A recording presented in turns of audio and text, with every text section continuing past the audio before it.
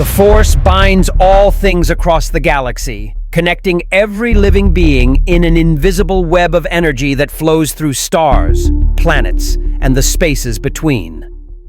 For thousands of generations, the Jedi have studied this mystical field, seeking to understand its will and maintain balance across countless worlds.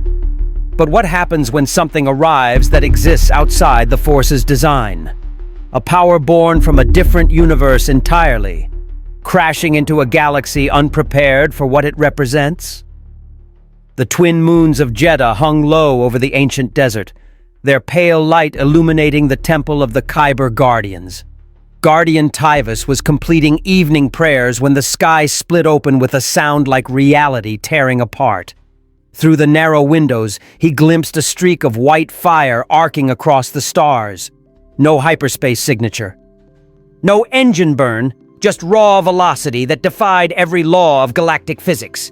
The object struck the dunes 3 kilometers from the temple, sending a wave of sand rolling toward them like a tsunami of glass and grit.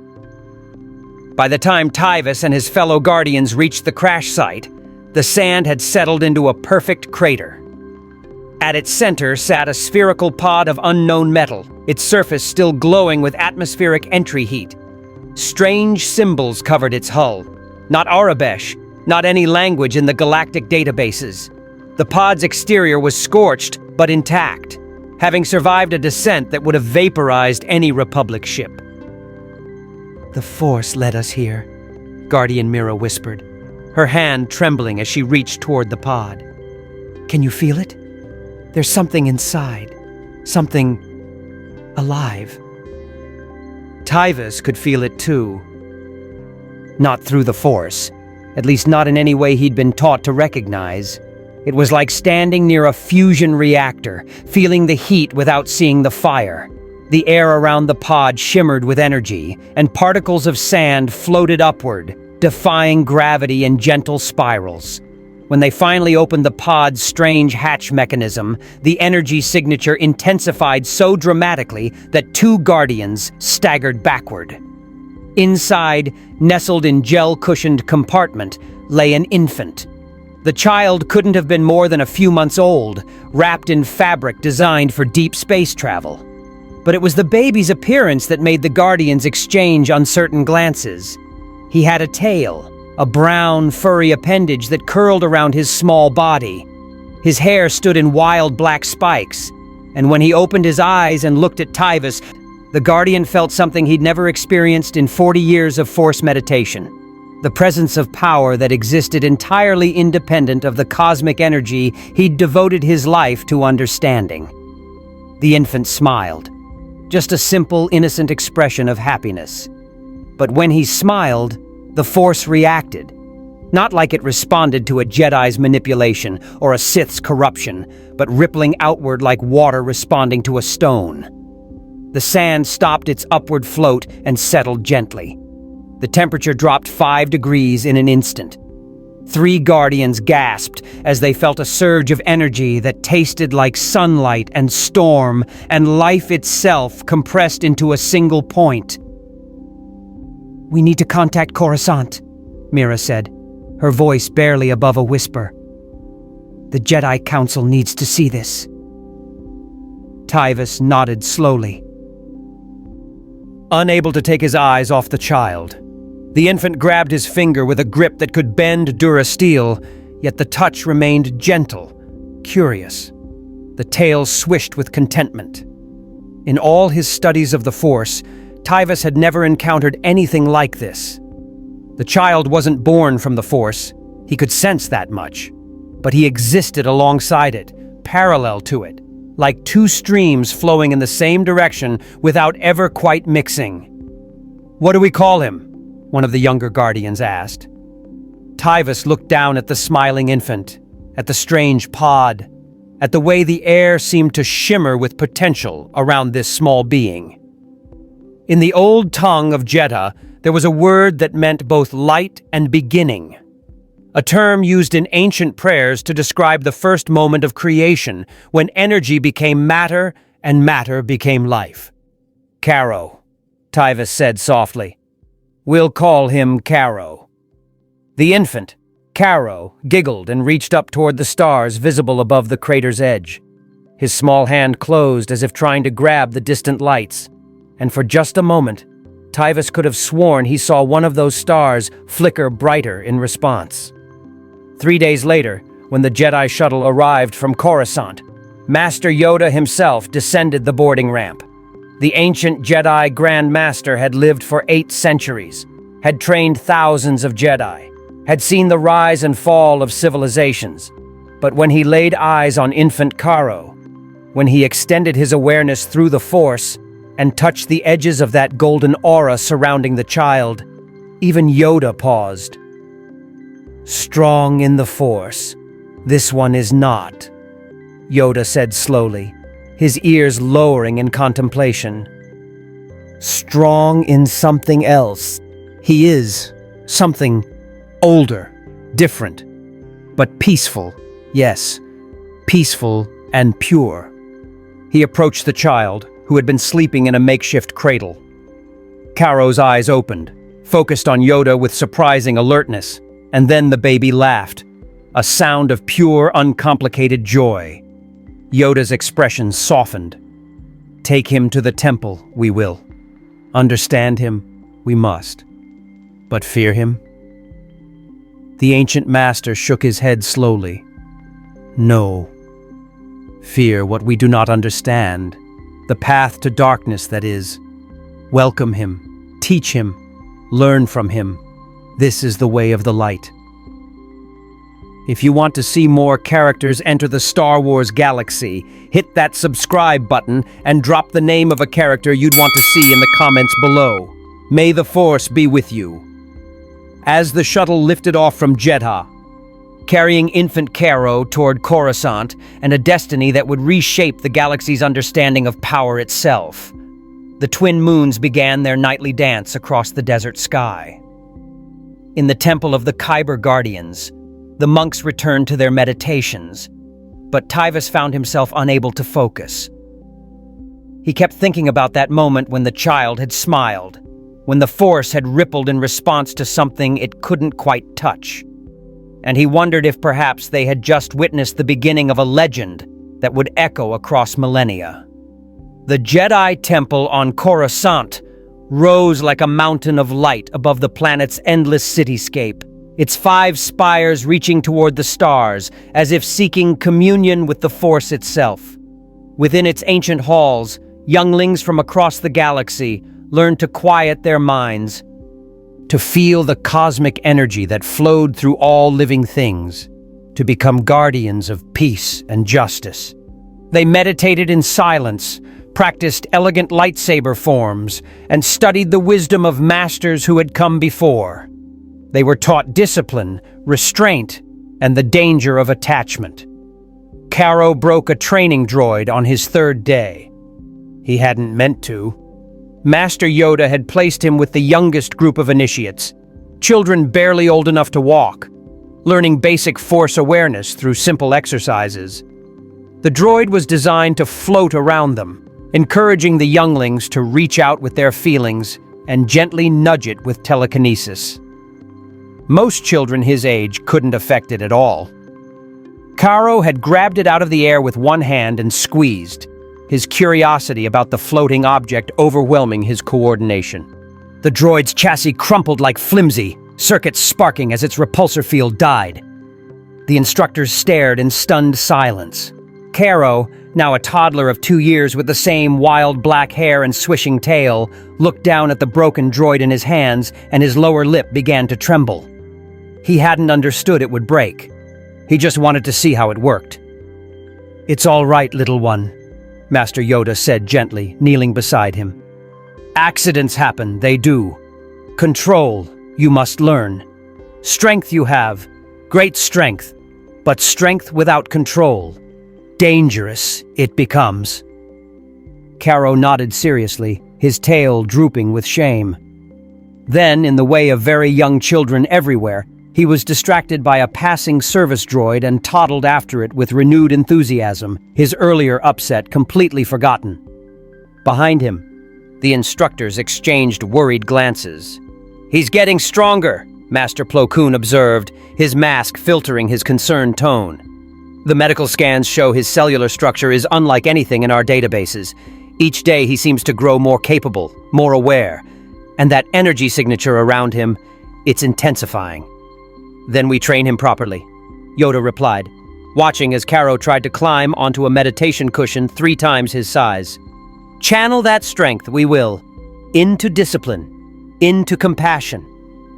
But as the months turned into years, it became clear that Caro was not like other younglings. He learned to walk at speeds that left his caretakers breathless trying to keep up. He could leap heights that should have been impossible for his size. When he laughed, which was often, the sound carried a resonance that made nearby objects vibrate slightly. His appetite was legendary.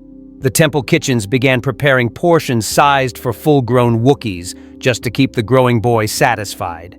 And then there was the golden aura.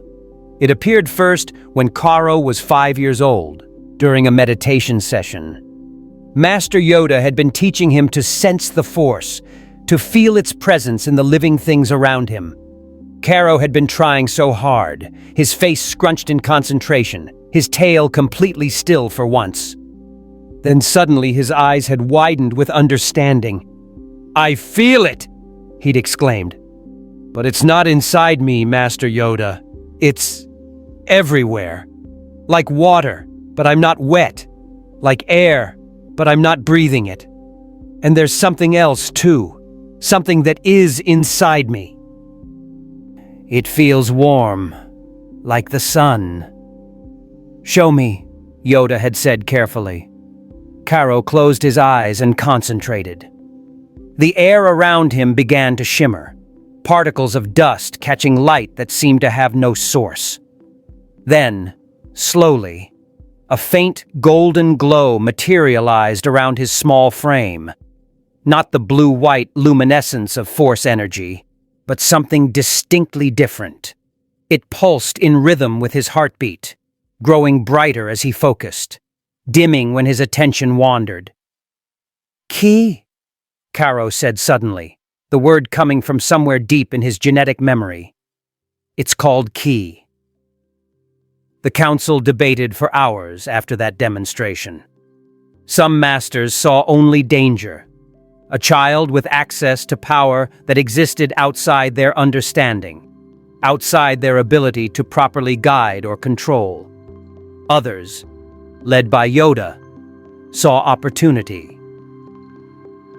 Here was a chance to understand that the Force was not the only energy in existence, that life and power could manifest in forms they had never imagined. "He's dangerous," Mace Windu insisted during one particularly heated session. "His strength grows exponentially. His biology is alien. And now this Ki he speaks of, it operates on principles we don't understand. If the Sith were to discover him, if they were to corrupt him, then ensure they do not," Yoda countered firmly. "Push him away because we fear, and the Sith find him anyway, they will. But bitter, confused, easy to turn. Keep him close, train him right, and the greatest protector the Temple has ever known, he could become." By age 7, Caro had been given a proper Jedi name to use within the Temple walls, though he still answered to Caro among his friends. He trained alongside other younglings, learning the basic lightsaber forms, though his instructors quickly learned to give him practice sabers with reinforced casings. His strength made even simple strikes devastating. He could move faster than their eyes could track when excited, leaving after images in his wake. But it was his personality that truly set him apart. Where other younglings approached training with reverent seriousness, Caro laughed. He found joy in every challenge, treated every sparring match as a game rather than a test. When he knocked another student down, which happened often, despite his best efforts at restraint, he immediately helped them up with an apologetic grin and asked if they wanted to go again. His enthusiasm was infectious. Even the sternest masters found themselves smiling at his antics. "You must learn to take combat seriously," Master Sindralig told him after one particularly chaotic sparring session. "The lightsaber is not a toy. In real battle, Your opponent will not be your friend." Caro had looked up at him with those dark, guileless eyes. "But Master, if I don't enjoy fighting, then what's the point? Fighting should make you feel alive, not scared or angry, and everyone can be a friend if you give them a chance." The temple's combat instructor had no response to that. How do you argue with a philosophy of joy? How do you teach fear of consequences to someone whose instincts screamed that every challenge was simply another opportunity to grow stronger? At night, when the other younglings slept in their dormitories, Caro would sometimes sneak up to the temple's highest balconies and stare at the stars. He didn't know why, but something in him yearned for the sky, for open spaces, for the freedom of flight. The Force whispered to him up there, and his ki responded, the two energies dancing around each other like binary stars caught in eternal orbit. He was 8 years old when the nightmares began. Dreams of a planet he'd never seen, burning under the light of a dying sun. Dreams of a warrior race, proud and powerful, scattered across the stars. Dreams of a destiny that felt both his own and inherited from someone else entirely. He would wake with his aura blazing gold around him, his power spiking so dramatically that security alarms triggered throughout his wing of the temple. Master Yoda came to him after the third such incident, sitting beside the frightened boy on his sleeping mat. "Remember your people." "You do," the ancient Jedi said softly. "In your blood, their legacy lives. Fear this, you must not." "But what if I'm meant to be like them?" Caro whispered. "The dreams show warriors, fighters, conquerors. What if that's what I'm supposed to be?" "Choose who you become, you will," Yoda replied, placing a small hand on Caro's shoulder. "Your blood gives you strength, yes, but your heart chooses how that strength is used.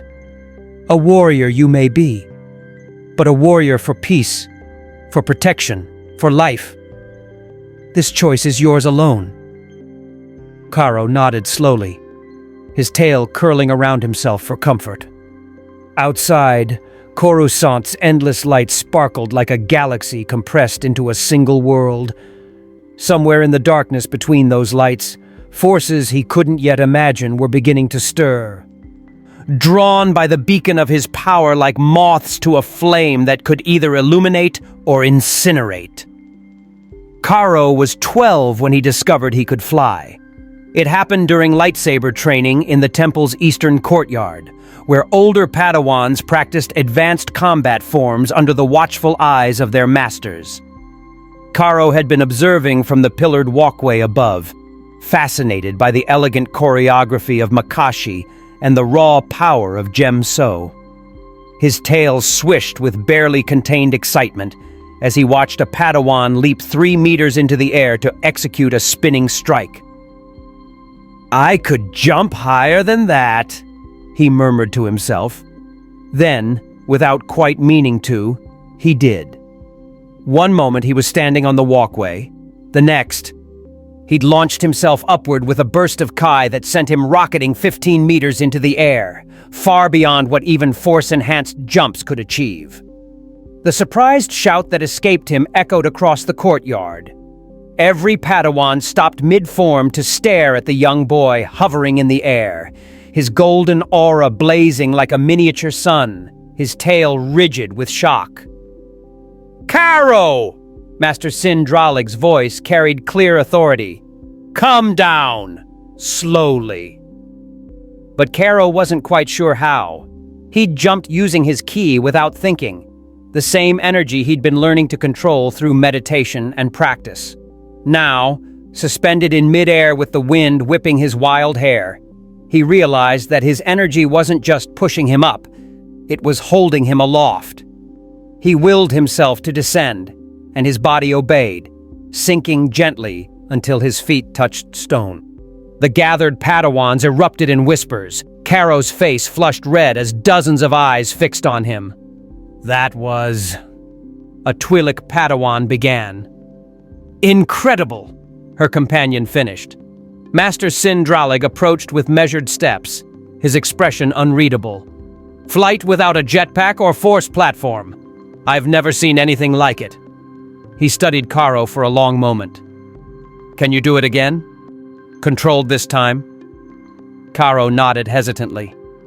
He closed his eyes, feeling his ki flow through his body the way Master Yoda had taught him to feel the Force. Not controlling it, but moving with it, becoming one with the energy. He lifted off the ground, smooth and deliberate this time, rising to eye level with the combat master. His aura pulsed steadily, and he felt a grin spreading across his face despite his embarrassment. This was freedom. This was what his dreams had been calling him toward. "Remarkable," Sindralig said. Then his expression hardened. "And dangerous. This kind of display will attract attention, Karo. The wrong kind of attention." He was right. By evening, word of Karo's flight had spread throughout the temple. The council convened again. They seemed to convene often when it came to him. Through the closed chamber doors, Karo could hear the muffled sounds of debate. Some voices raised in concern, others calm and measured. He sat in the corridor outside, his tail wrapped anxiously around his waist, wondering if he'd done something terribly wrong. When the doors finally opened, Master Yoda emerged alone. "Walk with me, young Karo." They descended through the temple's many levels in silence, past training halls and meditation chambers. Past the great archives where Jedi researchers studied ancient holocrons. Yoda led him to a balcony that overlooked Coruscant's glittering expanse, billions of lights stretching to every horizon. "Afraid you are," Yoda observed. It wasn't a question. "I didn't mean to fly," Karo said quietly. "It just happened, like my body knew how before my mind did." Instinct. The Sith call it weakness. Surrender to passion, they say. But wrong they are. Yoda's ears twitched thoughtfully. Your instincts, born from something ancient, they are. From your people, from your blood. Trust them, you must. But understand them first. The Council thinks I'm dangerous. Dangerous, all Jedi are. All beings with power. Yoda looked up at him with those wise, ancient eyes. The question is not whether dangerous you are. The question is, dangerous to whom? Protect the innocent, will you? Or threaten them? Protect, Karo said immediately. Always protect. Then trust yourself, I do. But Karo... Yoda's expression grew serious. Understand you must. That others will not share this trust. Your power grows beyond what this galaxy has known. Beyond what the Force alone can explain. And in the shadows of the galaxy, those who crave power for themselves, awakening, they are. A chill ran down Karo's spine. You mean the Sith? The Sith, yes, but not only them. Yoda gazed out at the infinite cityscape. Ancient things, sleeping in the darkness between stars. Your presence, a beacon to them, it has become.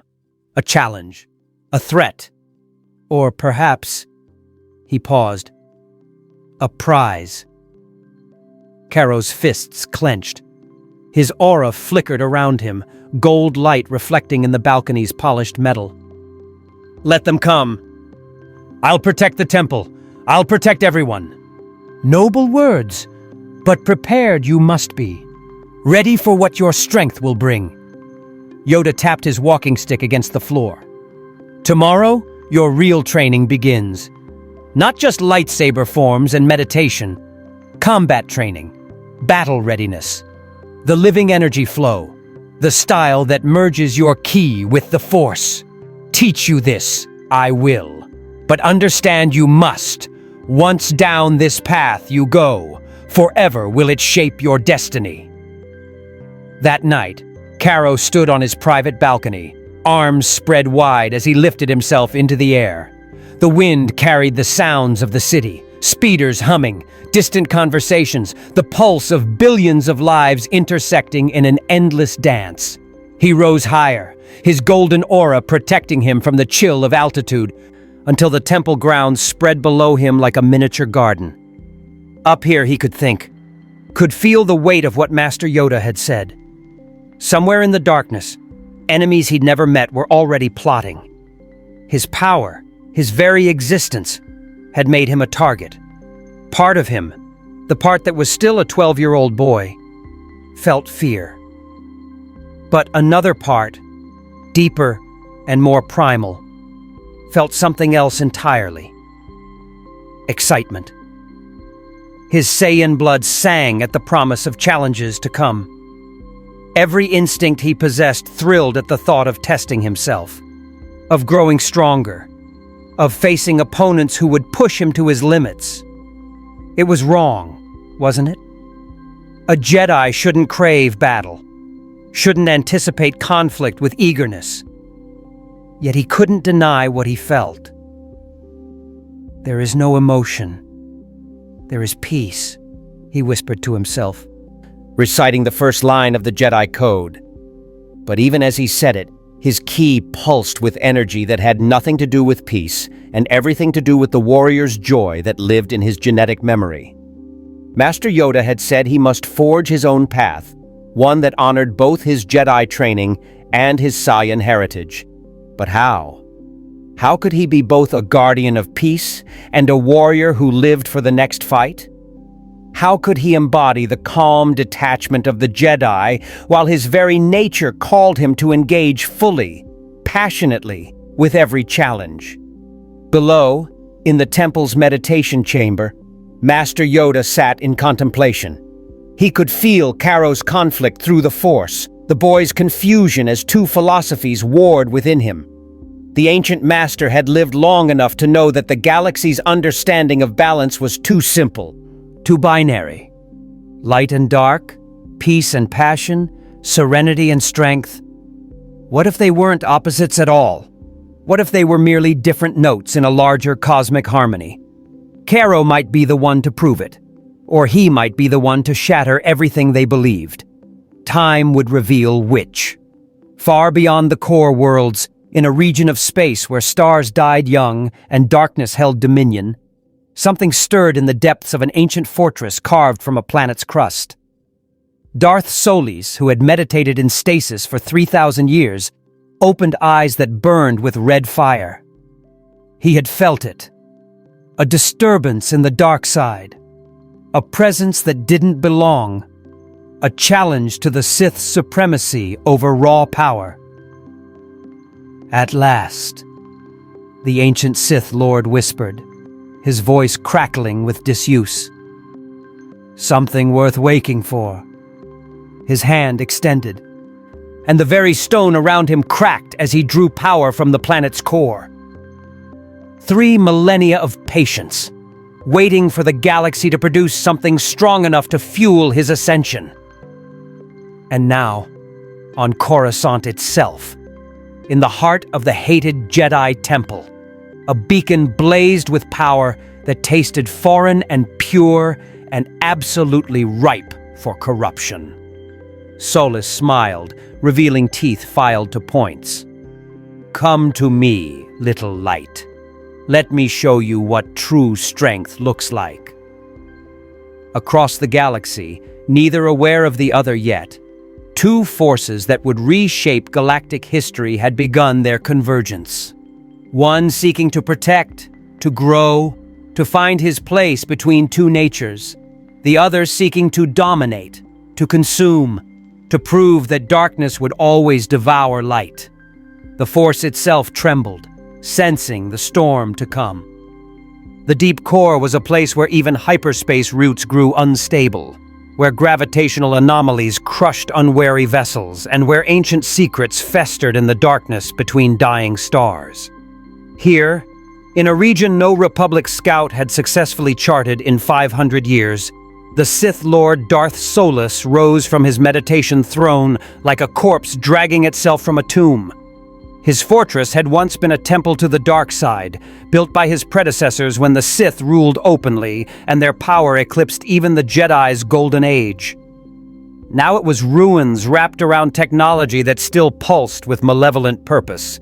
Solus moved through corridors lit by crimson crystals that fed on suffering, past chambers where the echoes of ancient atrocities lingered like ghosts, until he reached the observatory, a spherical room whose walls displayed the galaxy in real time through a network of dark side-attuned sensors. "Show me," he commanded, and the room obeyed. The galaxy materialized around him in miniature, billions of stars reduced to points of light. But Solus wasn't interested in stars. His awareness extended through the dark side, seeking that presence he'd felt, that impossible beacon of power that burned with energy the Force couldn't fully touch. There, on Coruscant, a golden point of light that stood out against the blue-white glow of the Jedi Temple like a sun in a field of candles. Solus laughed, the sound echoing through empty halls. "They're keeping it, training it. The fools think they can domesticate a supernova." He raised skeletal hands, drawing on power accumulated over 3,000 years of meditation. The dark side answered eagerly, flowing through him like poison through veins. Through his connection to the ancient Sith network, relay stations and hidden temples scattered across the unknown regions, he began to whisper. Not words, but concepts. Commands that bypassed language entirely and spoke directly to those whose hearts harbored darkness. In a cantina on Nar Shaddaa, a Zabrak assassin's eyes suddenly glazed over, his mind flooded with a single imperative. Go to Coruscant. Find the Golden Child. Report. On a prison asteroid in the Outer Rim, a fallen Jedi felt the pull and smiled. Freedom and purpose offered together. In the underbelly of Coruscant itself, a dozen dark side adepts, individuals who'd tasted power but lacked the training to call themselves Sith, felt the summons and understood. Their master had awakened. Solus didn't expect these pawns to succeed, but they would test the boy, force him to reveal his capabilities, and provide data that Solus needed to plan his real approach. For now, observation, study, patience that had sustained him for millennia would serve a while longer. "Show me what you are, little light," Solus murmured, his attention fixed on that golden point. "Show me if you're worthy of the gift I'll grant you. The gift of darkness. The gift of true power unbound by Jedi weakness. The gift of becoming a Sith." Back on Coruscant, Caro knew nothing of the attention he'd attracted. His days had fallen into a new rhythm since Master Yoda had promised advanced training. Mornings began before dawn in the Room of 1,000 Fountains, where he practiced meditation among the temple's carefully cultivated ecosystem. The flowing water helped him center himself, feeling his ki merge with the living force that permeated every plant and creature around him.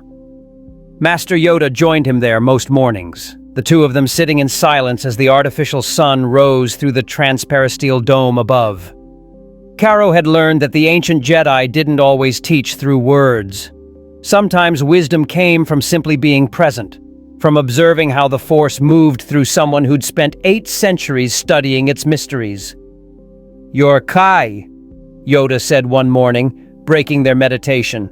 "Separate from the Force, it seems, but observe closely." He gestured, and a small stone lifted from the fountain's edge, floating between them. "The Force I use. Physical strength, unnecessary. Will alone, sufficient." Caro nodded. He'd seen Jedi move objects countless times. "Now you try, but with your ki, not the Force." Caro focused on another stone, feeling his energy extend outward.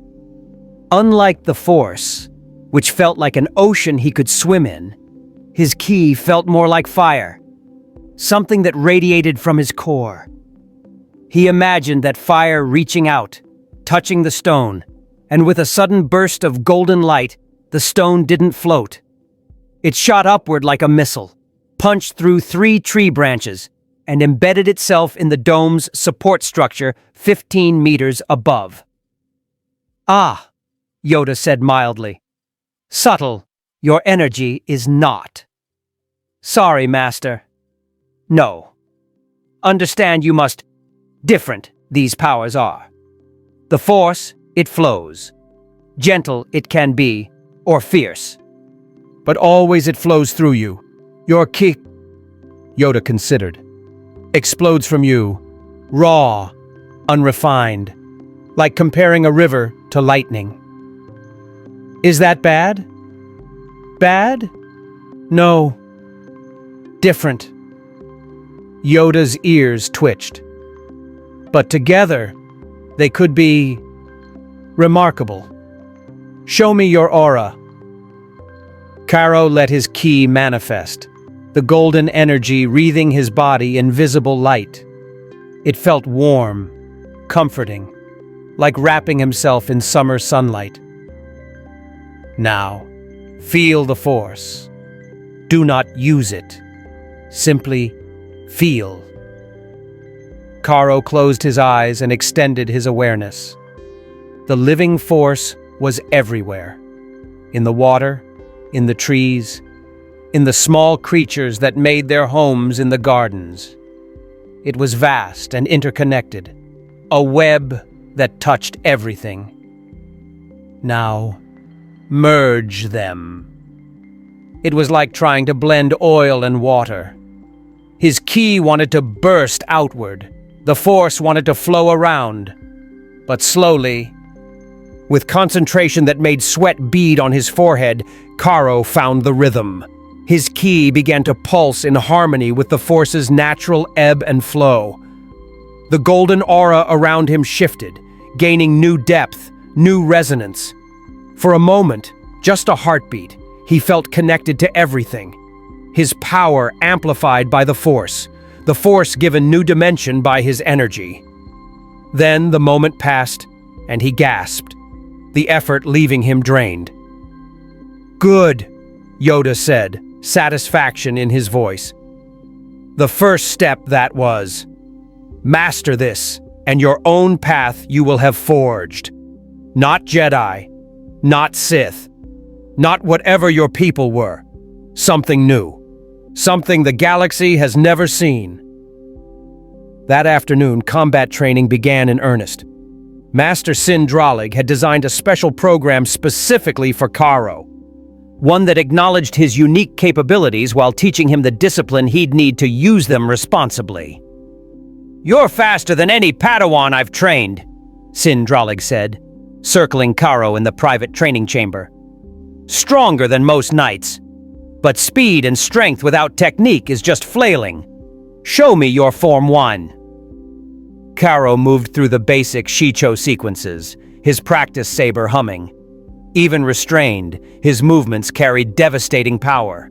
Each strike could have cleaved through Durasteel. "Stop!" Sindralig stepped forward. "You're using too much force. A lightsaber doesn't need power behind it. The blade cuts through almost anything with a touch. What you need is precision. Control. Try again, but this time, imagine you're trying not to cut. Imagine you're trying to touch." It went against every instinct Karo had. His Saiyan nature screamed to strike harder, faster, stronger. But he took a breath, centered himself the way Master Yoda had taught, and tried again. This time, his movements were softer, more flowing. The practice saber still moved at incredible speed, but there was grace to it now. Economy of motion. "Better," Sindralig acknowledged. "Now defend." The combat master attacked without warning, his saber a blue blur. Karo's instincts took over. He didn't think, just reacted, his body moving in patterns that weren't quite any Jedi form but worked nonetheless. He parried, dodged, even caught one strike on his forearm where his Kai-reinforced skin deflected the practice blade without harm. Sindralig's eyes widened. "You blocked a lightsaber." "With your arm." "The practice sabers aren't as hot as real ones," Caro said sheepishly. "That's not the point." The master deactivated his weapon. "Your ki protects you. But Caro, in real combat, against real enemies, you can't rely on that protection alone. Overconfidence kills more warriors than lack of skill." "I understand, Master. But did he?" That was the question that haunted the instructors as they watched Caro develop. He was kind, earnest, genuinely caring about those around him. But he also possessed an almost naive confidence in his own abilities, a Saiyan certainty that any challenge could be overcome through determination and training. It made him fearless. It also made him vulnerable in ways he couldn't yet comprehend. As the weeks passed, Caro's legend grew within the temple Sas. Younglings whispered about the boy who could fly, who trained with masters directly, whose power made even senior knights uneasy. Some viewed him with awe, others with suspicion.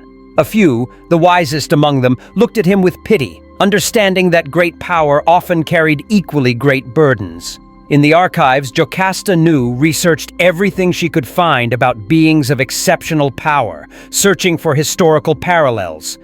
She found none. The closest comparison was to the ancient Sith lords of millennia past, beings who'd achieved such mastery of the dark side that they transcended normal limitations. But Caro wasn't like them. His power came from within, not from corruption or the Force's dark aspects. "He's unique," she told the council.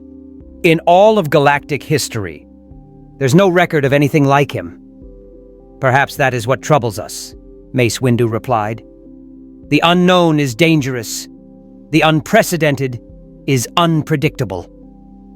Only Yoda seemed untroubled. Different he may be, but his heart, pure it remains. Judge him by his choices, we must, not by our fears of what he might become. What none of them knew was that the choice was already being made for them. Deep beneath Coruscant's surface, in the industrial levels where sunlight never reached and the temple's influence was just a distant rumor, the first of Darth Solus's agents had arrived. A fallen Jedi, once a promising student before pride led him astray, now stood among gathered dark-side cultists. "The Sith Lord has given us purpose," he told them, his yellow eyes gleaming. "There's a boy in the temple. A weapon the Jedi are trying to control. We're going to test him. And when he breaks, when the Jedi's precious training fails, he'll be ready for a better teacher." Above, in his meditation chamber, Caro suddenly shivered despite the room's warmth. His tail twitched with unease. Something felt wrong, like a shadow passing over the sun. He reached out with his senses, both Kai and Force, trying to identify the source of his discomfort. But the darkness was patient. It had waited 3,000 years. It could wait a little longer. The attack came on a night when Coruscant's artificial lights blazed against the darkness, millions of speeders weaving through traffic lanes like luminous insects. Caro had been sleeping in his quarters, dreaming of flight and combat, when his eyes snapped open. His Kai surged instinctively, golden aura flaring to life before his conscious mind even registered the danger. The window exploded inward. 3 figures in dark robes swept into his room, their faces hidden behind masks, red lightsabers igniting in perfect synchronization. They moved with trained precision, surrounding his sleeping mat in a triangle formation designed to eliminate escape routes. But Caro wasn't there anymore. He'd launched himself upward, his reflexes faster than conscious thought, and now hovered near the ceiling as the assassin's blades carved through the space where he'd been. "Fast!" one assassin hissed. "Just as the master said!" "Doesn't matter," another replied. "He's still just a child. Caro's heart hammered in his chest. Real lightsabers, real intent to kill. This wasn't training. The temple's alarms began shrieking, but help was minutes away. He had seconds. The assassins leaped, their force-enhanced jumps carrying them toward him with blades extended. Caro didn't think. His body moved on pure Saiyan instinct. He twisted midair, his aura blazing brighter, and met the first attacker with a Kai-enhanced kick that sent the assassin rocketing backward through the opposite wall. The impact echoed like thunder. The second assassin swung at his exposed back. Caro spun, caught the lightsaber blade with his bare hand, his ki forming a protective layer that made the plasma scatter like water against stone, and punched the attacker in the chest. The assassin's armor cracked, ribs breaking from the force of impact that would have killed an unprotected human instantly. The third assassin hesitated, just for a moment, seeing two companions neutralized in seconds. That hesitation cost him. Caro appeared in front of him in a blur of golden light, moving faster than the assassin's eyes could track, and delivered an open palm strike to the shoulder that dislocated it and sent the crimson lightsaber clattering to the floor.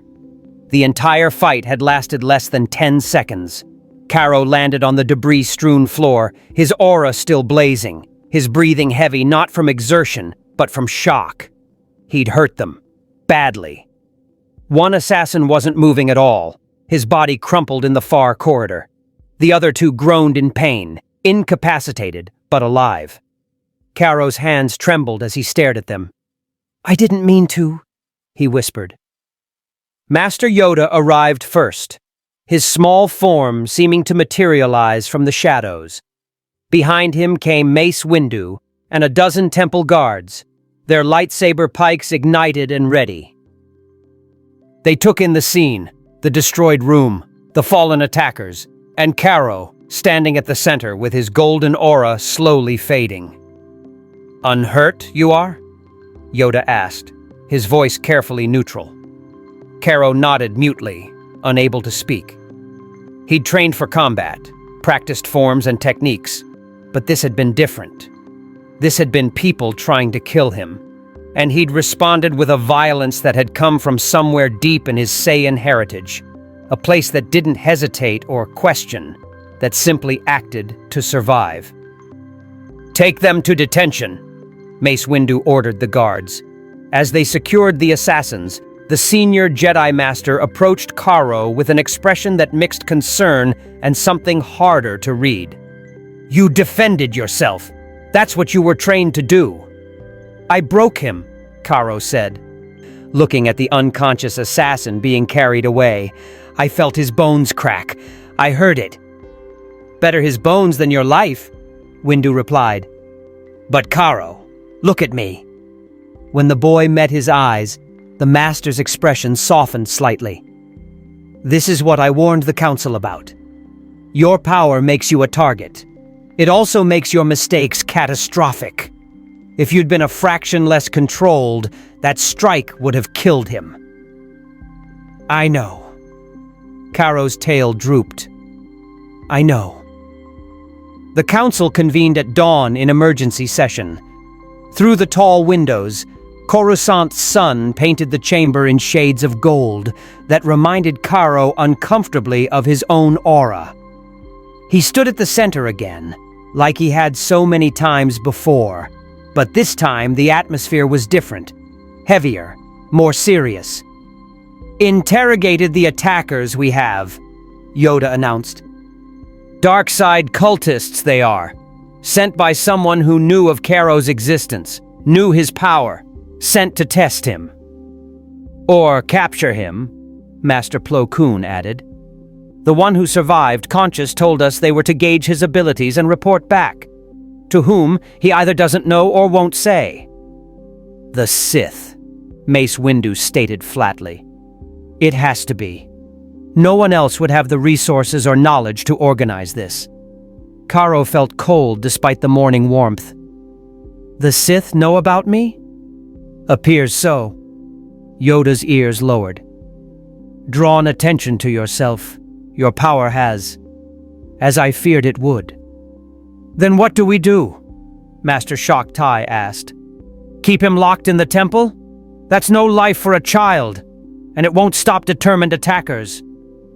We could send him away, another master suggested, to one of the remote temples, somewhere the Sith can't easily reach. Or, Mace Windu said slowly, we accelerate his training, make him strong enough that he doesn't need to hide. The debate raged for hours. Caro sat silently through most of it, feeling like a problem to be solved rather than a person. His tail wrapped around his waist in unconscious anxiety, his hands gripping his knees. He'd wanted to prove himself, to show he could be a protector. Instead, he'd become a target that endangered everyone around him. Finally, Yoda struck his walking stick against the floor, the sharp crack silencing the chamber. A decision we must make. But Caro's voice, hear it we should. The ancient master looked directly at him. What do you wish, young one? Caro stood slowly, aware of a dozen pairs of eyes fixed on him. When he spoke, his voice was steady, despite the fear churning in his gut. I don't want to run. I don't want to hide. He met each master's gaze in turn. If the Sith are coming for me, then I need to be ready. Not just to defend myself, but to protect others. Last night, those assassins came through my quarters. What if younglings had been nearby? What if they'd hurt someone else to get to me? Noble sentiments, Windu acknowledged. But readiness requires more than determination. Then teach me. Caro's aura flickered to life around him, gold light reflecting in the polished floor. Master Yoda said I could forge my own path. Let me prove it. Train me properly, not just forms and meditation, but real combat. Battle strategy. How to face enemies who want to corrupt or destroy me. His voice grew stronger. I'm not asking to be made a weapon. I'm asking to become a guardian who can actually guard. Silence fell over the chamber. The masters exchanged glances, having entire conversations through the Force that Caro couldn't hear. Finally, Yoda nodded slowly. Accelerate your training, we will. But understand, harder it will be. Dangerous. Push you to your limits, we must. Perhaps beyond them. I understand, Master. And Caro? Mace Windu stepped forward, his expression grave. If you're going to face the darkness that's coming for you, you need to understand what you're dealing with. The Sith don't just want to kill you. They'll try to turn you, to corrupt you, to make you believe that power alone matters. Your strength makes you valuable to them. Your pure heart makes you a challenge they'll want to break. Let them try, Caro said, and for just a moment, something ancient and fierce flashed in his eyes, the Saiyan warrior's pride that no amount of Jedi training could completely suppress. I know who I am. I know what I fight for. If they think they can change that, they don't understand what a Saiyan really is. In the deep core, Darth Solus smiled as his consciousness touched the edges of that conversation through the dark side. The boy had spirit. Good. Breaking the spirited ones was so much more satisfying than crushing those who surrendered easily. Train him, Jedi, Solus whispered to the darkness. Make him strong. Make him skilled. Make him everything I need him to be. And when he's ready, when he's powerful enough to be worth the effort, I'll show him what true strength looks like. I'll show him that your philosophy of restraint is just another cage. He turned to the chamber's shadows, where figures waited in silent obedience. Send the next wave. Not to capture this time, to challenge. I want to see what he does when the stakes are higher, when innocent lives hang in the balance. Let's see if this guardian has the stomach for what protection really costs. The figures bowed and vanished, carrying their dark purpose into the galaxy's hidden ways. The war for Karo's soul had begun, though he didn't know it yet. On one side stood the Jedi, offering him peace and control and the wisdom of millennia. On the other, the Sith promised freedom and power and the chance to embrace his warrior nature fully. And Karo, caught between two philosophies, two destinies, would have to forge a third path entirely. Or be destroyed trying. 3 days after the attack, Karo stood in the temple's highest meditation spire as dawn broke over Coruscant. His training schedule had intensified dramatically. Combat drills with multiple masters, force techniques he'd previously been too young to learn, meditation sessions that pushed his ki control to new limits. His body ached in ways he'd never experienced, pushed beyond even Saiyan endurance. But he didn't complain. Couldn't complain. Because somewhere out there, an enemy he'd never met was planning his corruption or death. And the only thing standing between that dark future and the life he wanted was his own determination to prove that power and goodness weren't mutually exclusive. His aura blazed golden in the rising sun, a beacon visible for kilometers, announcing to anyone watching that Karo, the Force Saiyan, was ready for whatever came next. Far below, in the shadows that even Coruscant's endless lights couldn't banish, agents of darkness watched that golden beacon and prepared their next move. The game had begun in earnest, and the galaxy would never be the same. The Jedi Council chamber felt different now. Where once Karo had stood as a curiosity to be debated, he now stood as a warrior to be assessed.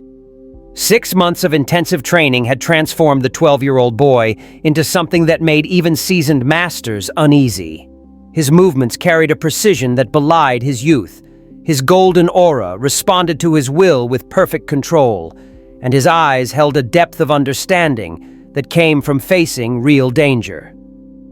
Master Yoda stood at the chamber's center, his walking stick resting against the polished floor.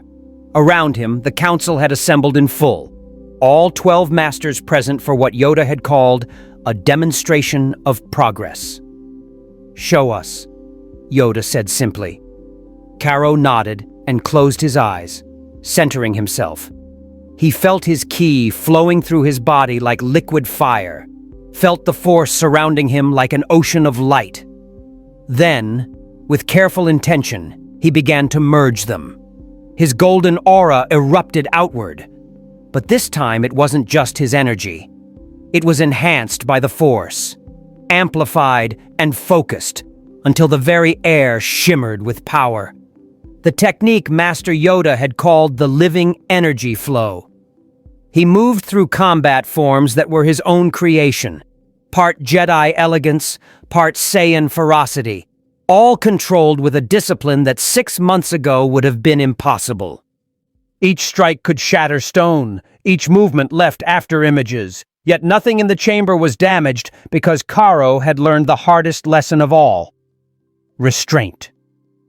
When he finished, breathing steadily despite the exertion, silence filled the chamber. "Impressive," Mace Windu finally said. "But we didn't call you here just to demonstrate technique. We need to discuss what comes next." Karo's tail twitched nervously. "Next, Master?" "You're 13 now," Master Plo Koon said, his mask filtering his words. "Old for a Padawan selection, but your circumstances are unique. You've trained directly with multiple masters, but you have no permanent teacher. No one to guide your path specifically. The question before us," Mace continued, "is whether you're ready for that next step. Whether you're ready to move beyond basic training and truly commit to the Jedi path." Karo felt his heart sink. He knew what they were really asking. "Are you one of us? Can you set aside your Saiyan nature and become a true Jedi?" "I respect the Jedi," he said carefully. "I've learned so much from all of you. Master Yoda, Master Sindralig, everyone who's trained me. But," he paused, struggling for words, "I don't know if I can be what you need me to be. The code says there is no emotion, only peace. but I feel everything deeply. The code says there is no passion, only serenity. But when I fight, when I push myself, there's joy in it. Not anger, not hatred, just the pure feeling of being alive and testing my limits.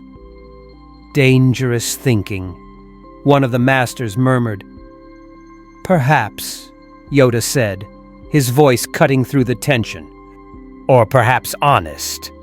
Caro, deception you show us not. Your truth you speak. And in that truth, wisdom there may be. Mace Windu leaned forward. The Sith also speak of passion and power. What makes your philosophy different from theirs? It was the question Caro had been wrestling with for months. He took a breath, choosing his words carefully. The Sith use passion to dominate, to take power for themselves and crush anyone in their way.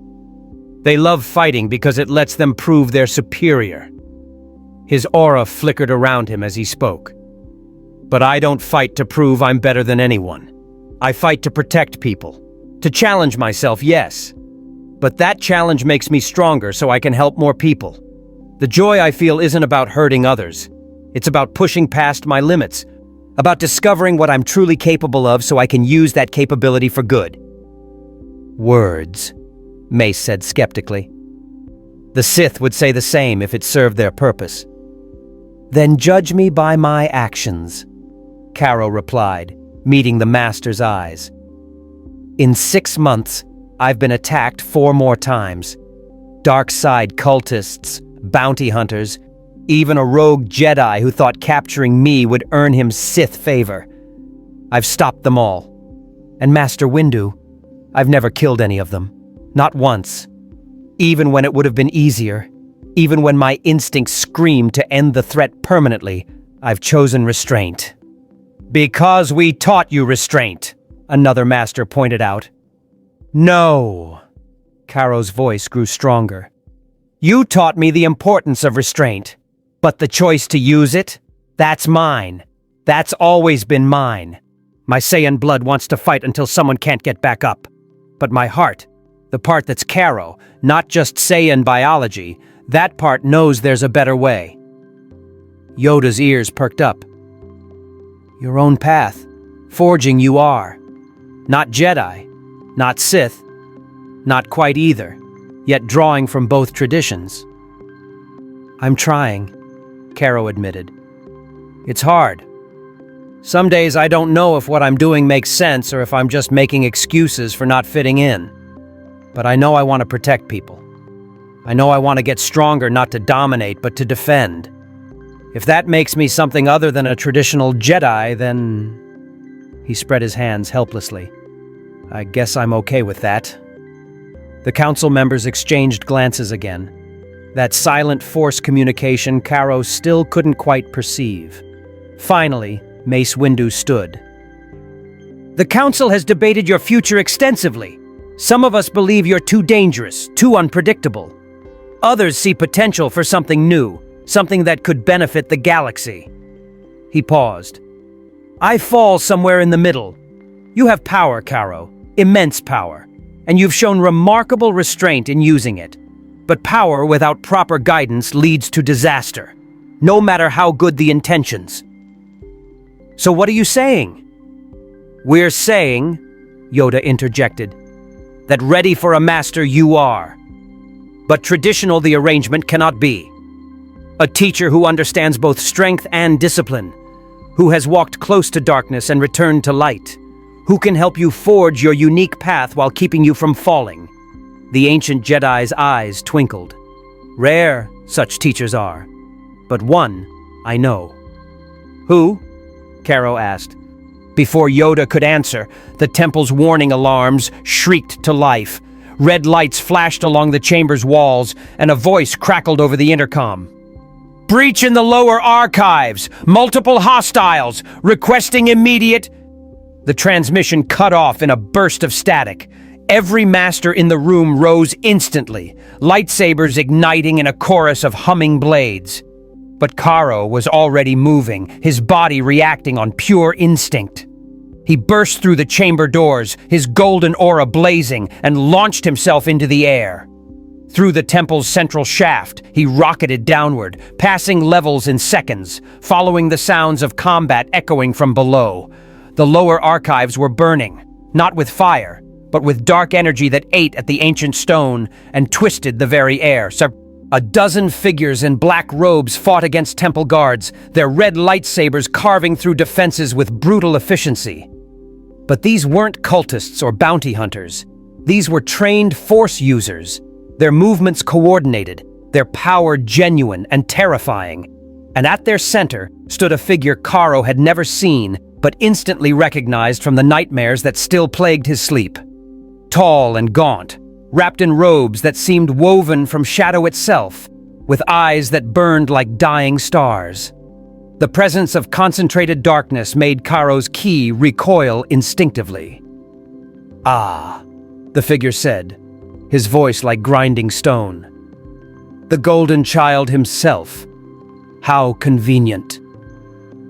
Karo landed between the dark figure and the retreating temple guards, his aura flaring bright enough to push back the corrupted energy. "Who are you?" "I am Vex," the figure replied with a mocking bow. "Herald of Darth Solus, the true master of the dark side. And you, child, are a message." "What message?" Vex smiled, revealing blackened teeth. "That the Jedi cannot protect what they fear to use. That power locked away is power wasted. And that your destiny lies not in these sterile halls, but in the darkness where true strength is forged." He raised his hand, and the corrupted force energy intensified. "Come with me willingly, and much suffering can be avoided." "Not a chance," Karo said, dropping into a combat stance. "I was hoping you'd say that." The attack was instantaneous. Vex's followers moved as one, 6 trained Darksiders converging on Karo with lethal intent. But 6 months of intensive training had prepared him for exactly this. Karo exploded into motion, his speed making him nearly invisible. He appeared behind the first attacker, delivered a precise strike that shattered the man's lightsaber and sent him crashing into the wall unconscious. 2 more lunged at him from opposite sides. He caught both lightsaber blades on his Kai-reinforced forearms, kicked one attacker into the ceiling, and headbutted the other with force that crumpled the cultist's mask. 3 down in as many seconds. The remaining attackers hesitated, which gave the temple guards time to regroup. Lightsaber pikes formed a defensive line as Masters Windu and Plo Koon burst into the chamber, their presence turning the tide completely. But Vex didn't seem concerned. He watched Karo with analytical interest, as if the boy were a specimen to be studied rather than an opponent to fear. "Magnificent," Vex breathed. "The reports didn't do you justice. That power, that speed, all wasted playing guardian for these cowards who fear their own potential." He gestured, and dark energy coalesced around his hand. "Lord Solus was right about you. You're exactly what we've been searching for." "I'm nothing like you," Karo spat. "No?" Vex's smile widened. "You love combat. I can sense it radiating from you. The thrill when you fight, the joy when you overcome challenges. That's not Jedi serenity, child. That's passion. That's the same thing that drives us, just dressed in prettier words." "The difference," Mace Windu said, his purple blade igniting, "is that we fight to protect. You fight to destroy." "Details," Vex replied dismissively. Then his expression hardened. "But this has been educational. My master will be pleased with what I've learned." Dark energy exploded outward, creating a barrier that even Windu's blade couldn't immediately penetrate. "Remember this, golden child.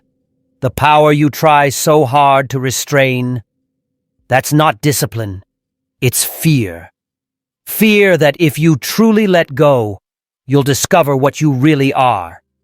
And when you finally stop being afraid, The barrier collapsed inward, and when the darkness cleared, Vex and his remaining followers were gone, vanished as if they'd never existed, leaving only scorch marks and unconscious cultists as evidence they'd been there at all.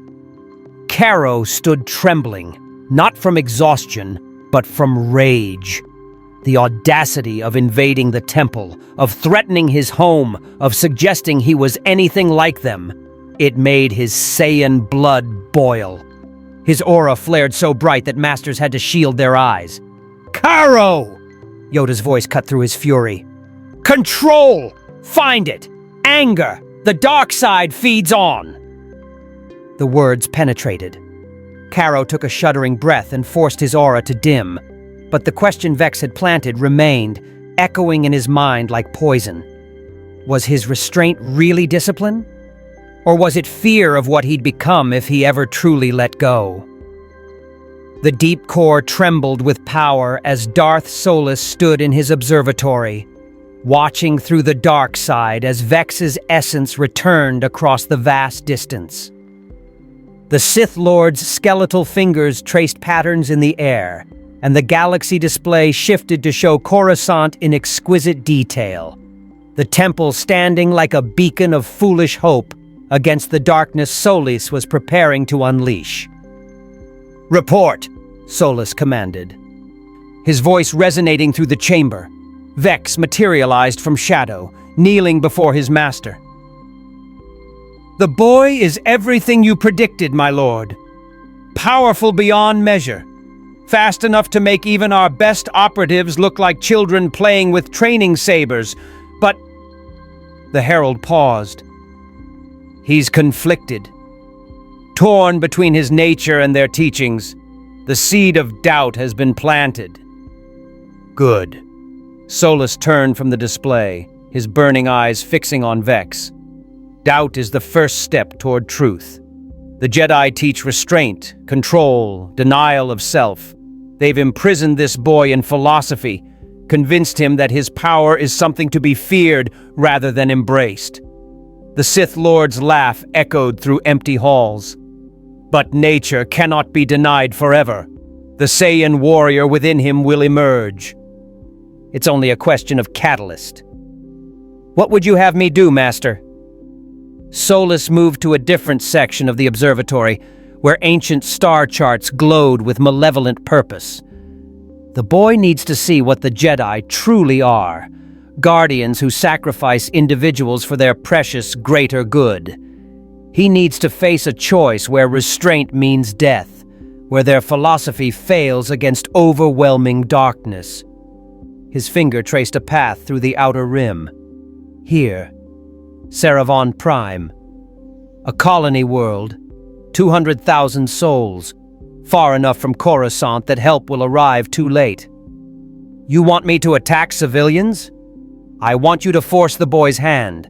Let him see that sometimes power needs to be unleashed, not restrained. Sometimes the warrior must triumph over the philosopher." Solus's eyes gleamed. "Make him choose between what the Jedi taught him and what his instincts scream. And when he chooses instinct, when he finally lets that golden power burn at full strength, he'll see that we were right all along." Vex bowed deeply. "It will be done, my lord." "One more thing." Solus's voice stopped the herald at the chamber's threshold. "This time, do not hold back. Show him what true dark power looks like. Make him understand that restraint against such force is suicide. Break his philosophy, and his conversion becomes inevitable." As Vex departed, Solus returned to his meditation throne. 3,000 years he had waited, gathering power, perfecting techniques that would make even the ancient Sith Lords envious. And now, finally, the catalyst had arrived. A being of pure power untainted by the galaxy's limitations, ripe for molding into the ultimate weapon. "Come to me, little Saiyan," Solus whispered to the darkness. "Come and learn what you were always meant to be."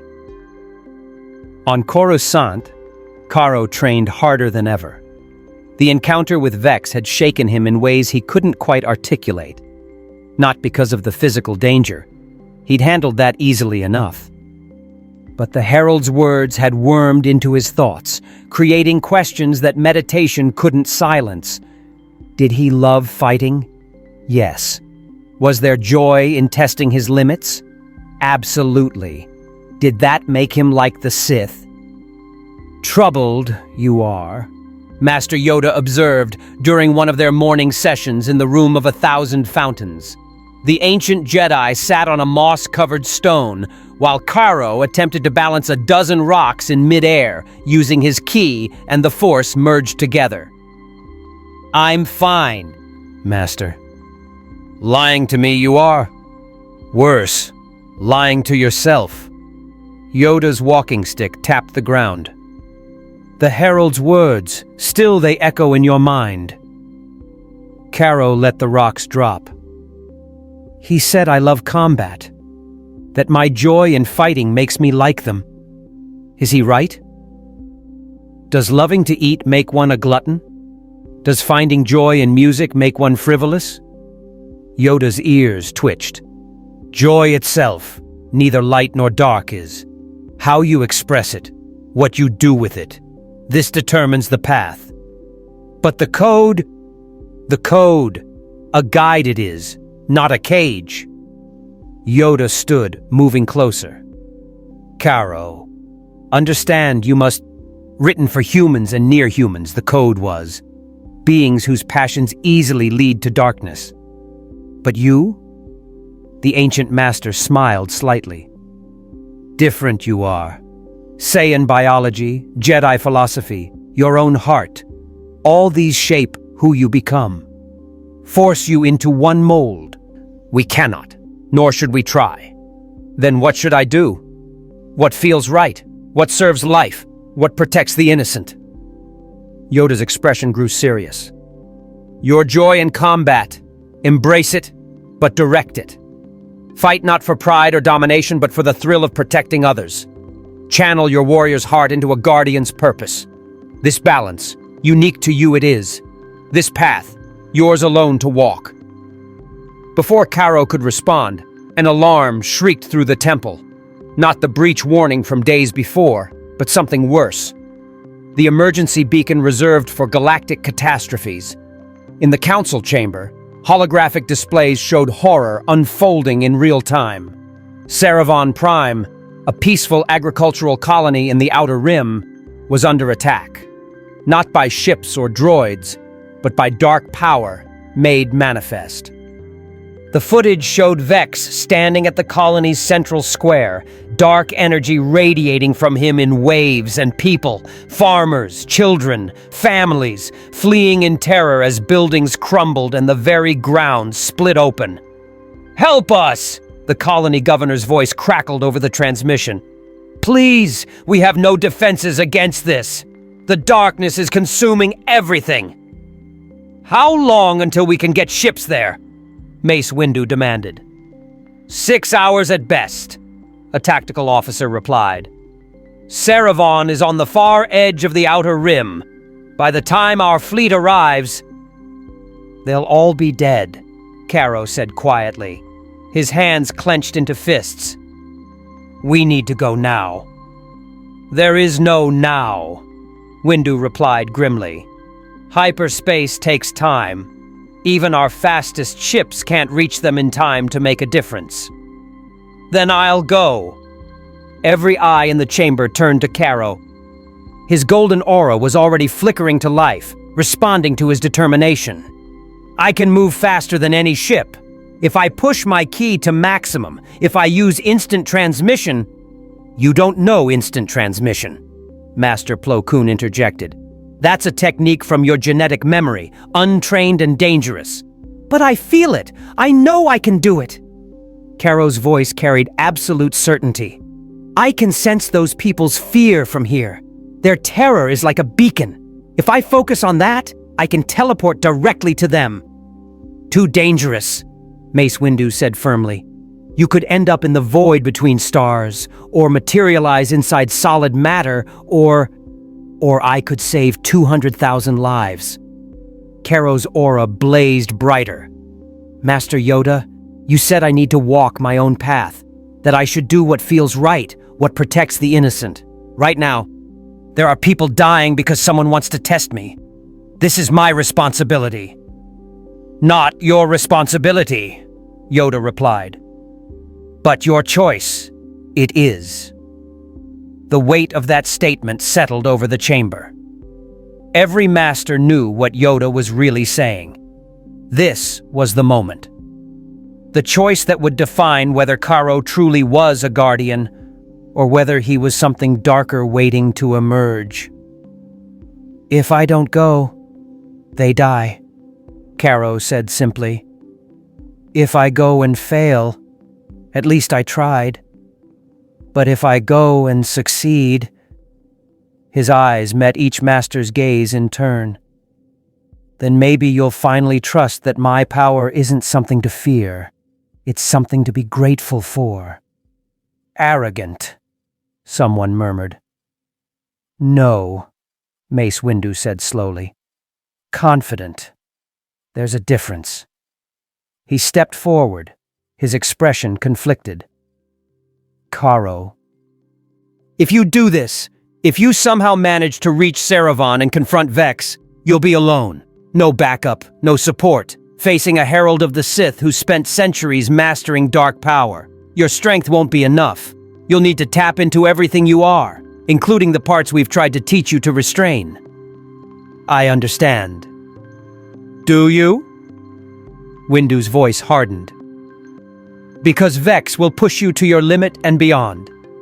He'll force you to choose between their lives and your philosophy. And in that moment, when restraint means watching innocents die, what will you choose? Caro's tail swished once, decisively. I'll choose to save them, however I have to. Even if it means embracing the warrior fully? Even if it means letting go of Jedi restraint? If that's what it takes to protect people, then yes. Caro's aura exploded outward. Golden light filling the chamber. I'd rather be a warrior who saves lives than a philosopher who watches them end. Yoda closed his eyes briefly, then nodded. Then go, young Caro. Trust in yourself. Trust in the Force. Trust in your ki. And remember, power unleashed for protection, not domination. This distinction, never forget. Caro placed 2 fingers to his forehead, the gesture coming from genetic memory rather than training. He reached out with every sense he possessed, ki and force and Saiyan instinct, feeling for Saravan Prime across impossible distance. There, the terror, the pain, the desperate hope that someone would save them.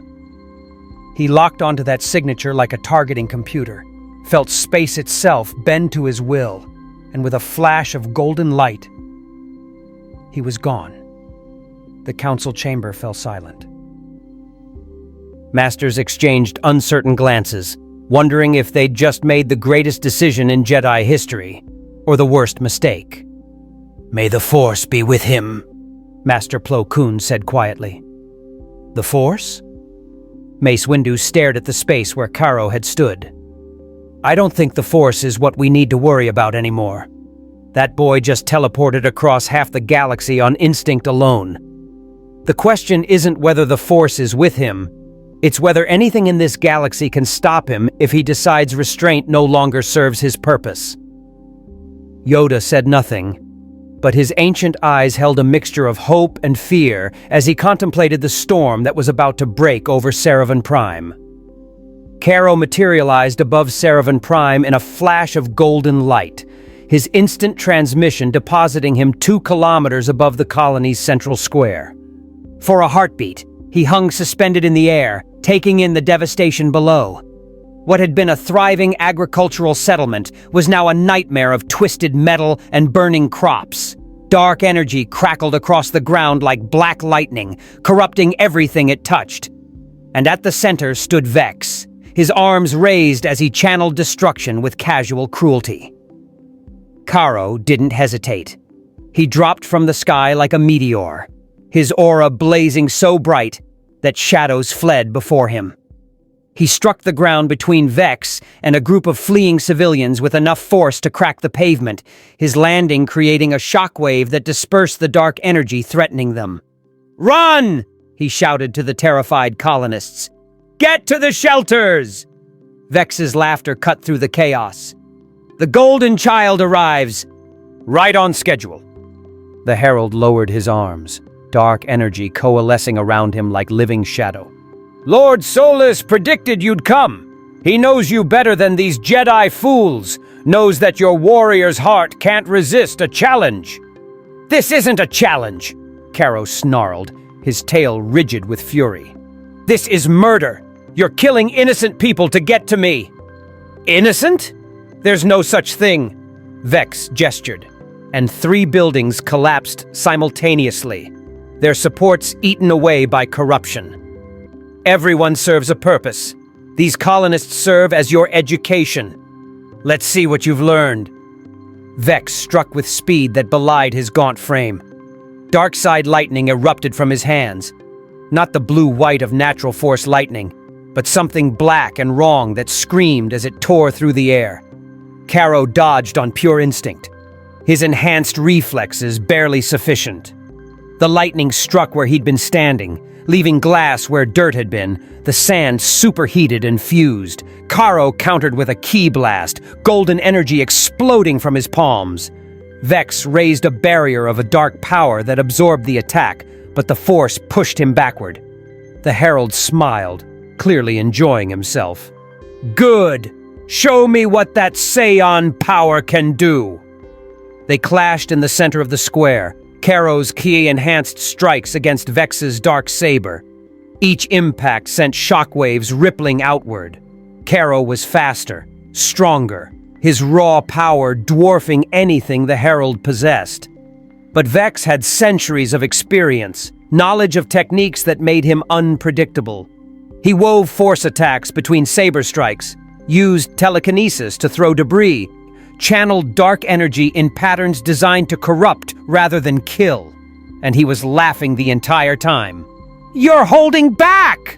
Vex taunted, barely dodging a punch that would have shattered his skull. "All that power, and you're afraid to use it! The Jedi have made you weak!" "I'm not weak," Karo growled, appearing behind Vex and delivering a kick that sent the Herald crashing through a storage building. "I'm controlled." Vex emerged from the rubble, his robes torn, but his dark power undiminished. Control is just another word for fear. Fear of what you really are. Fear of admitting that restraint is a cage. He raised both hands, and dark energy exploded outward in all directions. Karo moved to intercept it, his aura flaring as he absorbed the attack meant for the fleeing civilians. The dark power burned against his ki, trying to corrupt and twist. But he held firm. Sweat beaded on his forehead from the effort of keeping the darkness contained. "See?" Vex's voice dripped with mockery. "You waste your strength protecting sheep who can't even thank you properly.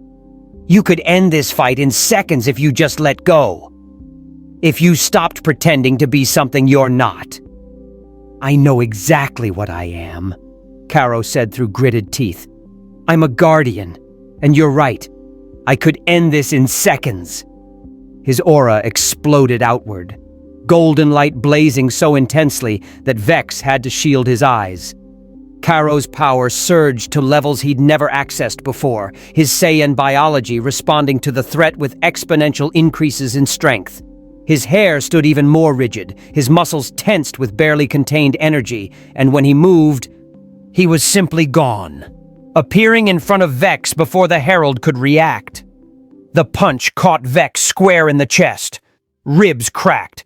The Herald rocketed backward, smashing through 3 buildings before slamming into the colony's defensive wall hard enough to crater the reinforced durasteel. He slumped to the ground, coughing blood, his dark power flickering. Karo appeared above him, his fist raised for a finishing blow that would end the threat permanently. Every Saiyan instinct screamed to complete the strike, to eliminate the enemy, to prove his dominance through absolute victory. But he stopped. His fist trembled in the air, power radiating from it in visible waves. Vex looked up at him through pain-glazed eyes and smiled, a genuine smile. Not mocking, but almost proud. "There it is," Vex whispered. "The moment of truth." "You have the power. You have the justification. I attacked innocents, invaded your home, threatened everything you care about. One punch and the threat ends forever." His smile widened. "So why aren't you doing it, warrior?" "Because," Karo said slowly, his voice steady despite the internal war raging within him, "ending you isn't the same as protecting them. You want me to kill you. Want me to prove that when pushed far enough, I'm just like you. That power and violence are all that matter. Aren't they?" "No." Karo lowered his fist, though his aura remained blazing. "Power matters. Strength matters. But how you use them matters more. I could kill you right now. Part of me, my Saiyan blood, wants to, craves the satisfaction of ending a worthy opponent." His tail lashed once, betraying his internal struggle. "But my heart says you're not worth breaking the person I'm trying to become." Vex's expression shifted from pride to something like disappointment. "Then you're a fool. Mercy is weakness. Compassion is suicide. The galaxy doesn't reward restraint. It devours the restrained and elevates the ruthless." "Maybe," Karo acknowledged. "But I'd rather be a fool who saves lives than a conqueror who destroys them." He struck Vex once more, precisely and controlled, a blow calculated to render the herald unconscious without killing. Vex crumpled, his dark power finally dissipating. Around them, the corruption began to fade as its source fell silent. Karo stood over his fallen enemy, breathing heavily, his aura slowly dimming. The colony square was destroyed, buildings reduced to rubble, the ground scarred with battle damage. Oh! But the civilians were alive, frightened, traumatized, but alive. He'd won. So why did it feel incomplete? "Impressive display," a voice said from behind him. Karo spun, dropping into combat stance, and froze. Standing on a pile of rubble, seemingly materialized from nothing, was a figure wrapped in robes of absolute darkness. Not the shadowy garments Vex wore, but something that seemed to devour light itself. Eyes like dying stars burned from within a hood, and the presence, the sheer weight of dark power, made even Karo's immense ki recoil instinctively. "Darth Solus," Karo breathed, recognizing the figure from his nightmares. "At last we meet, young Saiyan." Solus descended from the rubble with movements that seemed to defy gravity and physics alike.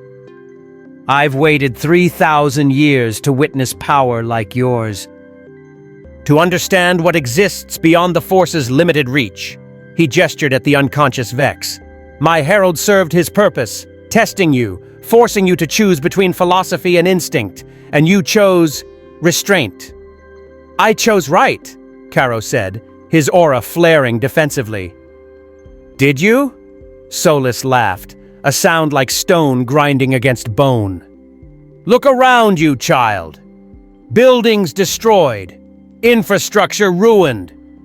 This colony will take years to recover, assuming the Republic even bothers to help them.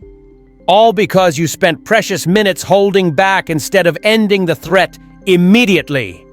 The Sith Lord's eyes gleamed. "How many more will suffer because of your mercy? How many colonies will burn while you wrestle with philosophy instead of acting?" "That's not... You're twisting it!" Am I? Tell me, warrior, if you'd killed Vex in the first strike, would any of this devastation have occurred? Solus spread his arms, indicating the ruined square. Your restraint didn't save this colony. It cost them dearly. But you feel virtuous about your choice, so the price others pay doesn't matter, does it? Caro's fists clenched. The words were poison, but they found cracks in his certainty. How much of the colony's destruction could have been prevented if he'd ended the fight immediately? How many people were hurt because he'd held back? I see the doubt in your eyes, Solus said softly, moving closer with predatory grace. Good. Doubt is the beginning of wisdom. The Jedi taught you that power must be restrained, controlled, leashed like a dangerous animal. But power isn't evil, child. It simply is. A tool, like any other. And tools should be used fully, not half-heartedly. You want me to become like you, Caro said, his voice hard. A monster who kills without hesitation. I want you to become what you were meant to be. A warrior unbound by philosophy that serves only to weaken you. Solus stopped 3 meters away, close enough to feel threatening, but not close enough to trigger immediate combat. Your people, the Saiyans, they understood something the Jedi refused to accept. That strength isn't something to apologize for. That combat is a crucible where beings discover their true nature. That power fully embraced serves better than power half denied. They were also conquerors, Caro countered. They destroyed civilizations. Is that what you want me to become? I want you to become yourself. Not a Jedi. Not a Sith. Not a blind follower of any creed. Solus's voice took on an almost gentle quality.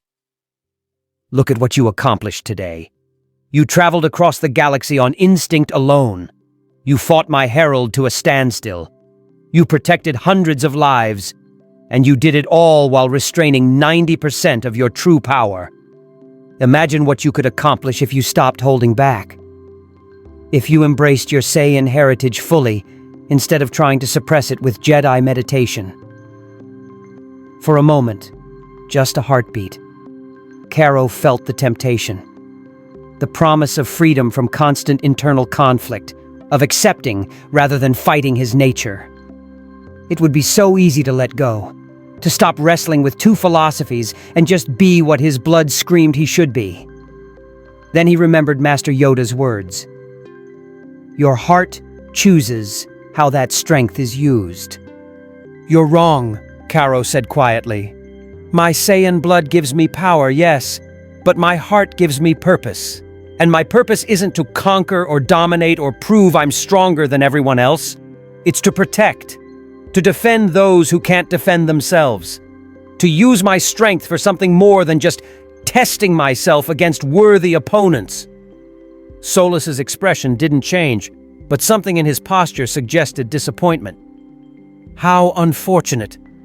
I'd hoped you were wise enough to see the truth without further persuasion. But if words won't convince you, he raised one skeletal hand. Perhaps pain will.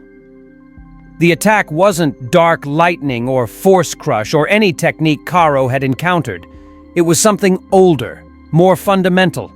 The dark side itself made manifest as pure destruction.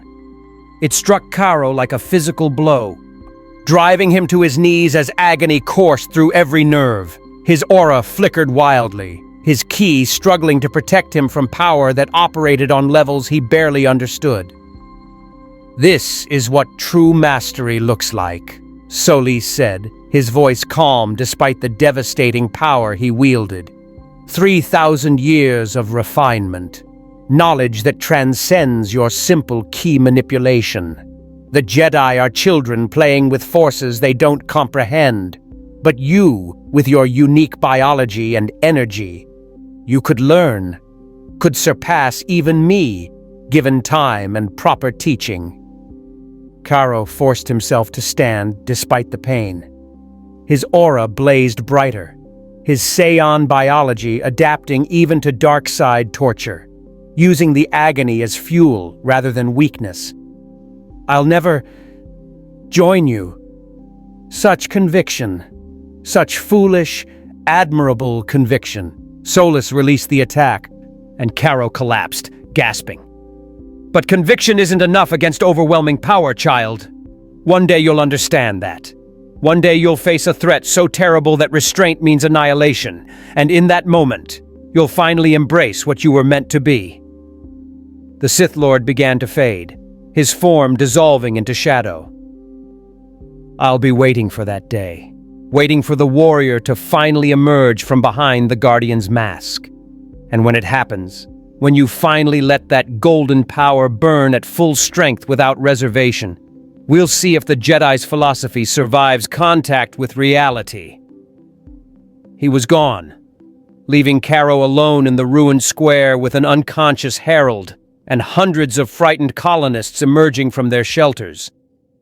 They looked at him with expressions that mixed gratitude and fear. Unable to fully comprehend what they'd witnessed, Caro stood slowly, his body aching from Solus's attack and from the internal conflict that refused to resolve. He'd won. He'd saved them. But the Sith Lord's words echoed in his mind, finding purchase in doubts he couldn't quite silence. Above Saravan Prime, a Jedi relief fleet emerged from hyperspace, 6 hours too late to help, but perfectly timed to witness the aftermath. In the lead ship, Master Mace Windu stared at the destruction below and felt cold certainty settle in his chest. The question was no longer whether Caro was powerful enough to be a guardian. The question was whether any of them could guide that power before it consumed him, or worse, before someone like Darth Solus convinced the boy that philosophy was the enemy and power was the only truth that mattered. The return to Coruscant was silent. Caro sat alone in the transport's meditation chamber, his tail wrapped tightly around his waist, staring at his hands as if they belonged to someone else. He'd saved Saravan Prime. 200,000 lives preserved. Vex captured and secured in carbonite for interrogation. By any objective measure, he'd succeeded. So why did Darth Solus's words still echo in his mind? Your restraint didn't save this colony. It cost them dearly. Master Windu entered without knocking, his presence filling the small chamber. He sat across from Caro in silence for several minutes before speaking. You met him. Darth Solus. It wasn't a question. Caro nodded slowly. He said I was holding back. That if I just let go, embraced my full power, the colony wouldn't have suffered as much. He looked up, his dark eyes troubled. Was he right? Partially, Windu replied, and Caro's head snapped up in surprise at the admission. If you'd killed Vex immediately, without hesitation or mercy, the fight would have ended faster. Less destruction, fewer injuries. By the cold mathematics of utilitarianism, immediate lethal force was the optimal solution. Then I was wrong to show restraint? I didn't say that. Windu leaned forward. Caro, the Sith deal in absolutes. They see every situation as binary, power or weakness, dominance or submission, kill or be killed. But the galaxy is more complex than that. Yes, you could have ended Vex faster. But what would that cost have been to your soul? To who you're trying to become? Does it matter? If people suffer because I'm trying to be better than my instincts, it matters more than anything. Windu's voice carried absolute conviction. I've seen Jedi fall to the dark side, Caro.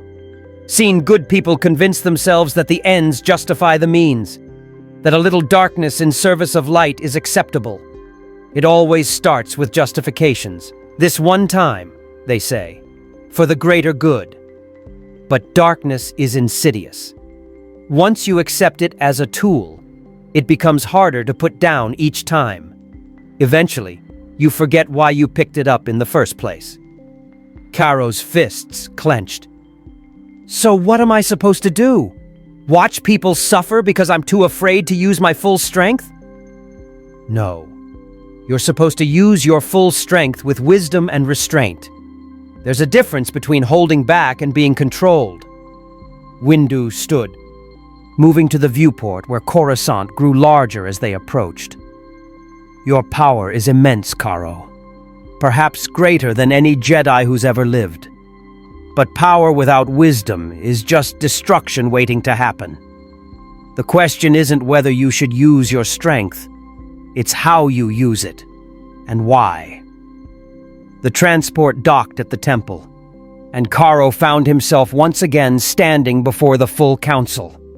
But this time, the atmosphere was different. No longer were they debating whether he was dangerous.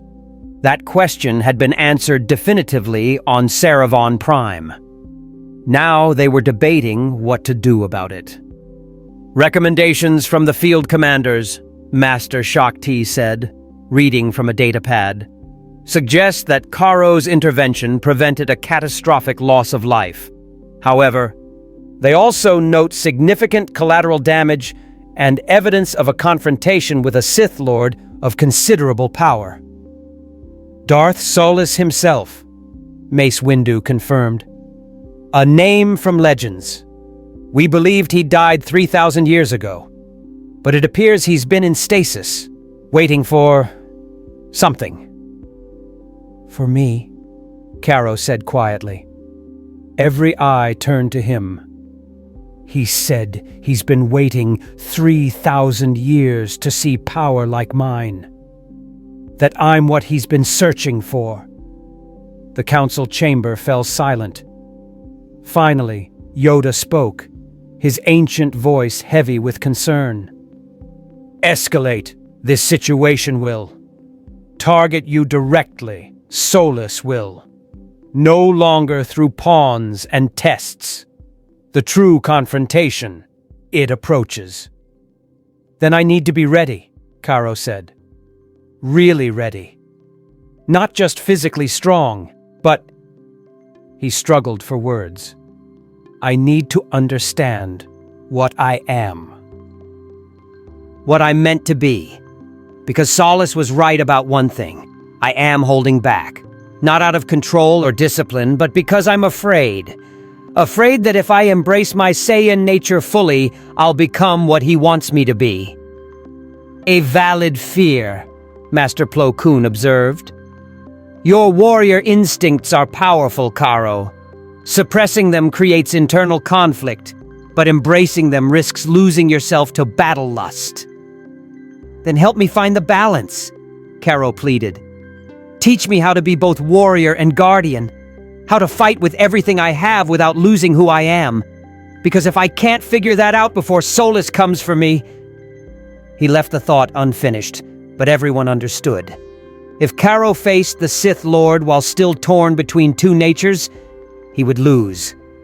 Or worse, he would win by becoming exactly what Solus wanted. Yoda rose from his seat, moving to stand before Karo. A decision the council has made. A teacher for you we have chosen. One who walks the line between light and shadow. Who understands both the warrior's path and the guardian's burden. Who can guide you where we cannot. Who? Karo asked. Someone I trained centuries ago, Yoda replied. Someone who left the Order not in anger, but in understanding that his path required freedom the Jedi could not offer. Agree to take you as student he has. But meet him first, you must. Judge for yourself if his teaching is what you need. The meeting was arranged in the temple's eastern garden, a place where wild growth was permitted alongside cultivated beauty. Karo arrived at dawn, his tail twitching with nervous energy. He'd been told nothing about his potential teacher except that they were unconventional, a description that in Jedi circles could mean almost anything. A figure emerged from the morning mist, and Karo's breath caught. The being before him stood nearly 2 meters tall, covered in brown fur, with intelligent eyes that seemed to see through pretense to truth beneath. A Wookiee, but one who moved with the grace of a trained Force user, wearing simple robes that marked him as neither Jedi nor Sith, but something else entirely. "You're surprised," the Wookiee said in perfect basic, his voice a deep rumble. "Expected another human, perhaps? Or at least someone who looks more like a traditional master?" Yes, master. Rove Tar, though most call me Tar." The Wookiee settled onto a meditation stone, gesturing for Caro to join him. "Yoda tells me you're struggling with your dual nature. Warrior instincts versus guardian philosophy. Saiyan blood versus Jedi teaching. You understand that conflict? Better than most." Tar's eyes grew distant. "Wookiees are warriors by culture, strong, fierce, protective of our families and allies. When I came to the temple as a youngling, the masters tried to teach me that strength was something to moderate, to control, to use only as a last resort. But my people don't think of strength that way. For us, strength is a gift to be celebrated, a tool to protect those we love. The conflict nearly destroyed me." "What did you do?" "I left the Order. Not in anger. I still respect the Jedi and their mission. But I needed to find my own path, one that honored both my Wookiee nature and my Force sensitivity. One that let me be a warrior without becoming a monster." Tar looked directly at Caro. "I think you need the same thing, permission to be fully yourself without shame or fear. The Council is letting you teach me that?" "The Council is wise enough to recognize that their traditional methods won't work with you. You're too unique, too powerful, too fundamentally different from what they're equipped to train. So they're trusting me to guide you in ways they cannot." Tar stood, his imposing form somehow non-threatening despite his size.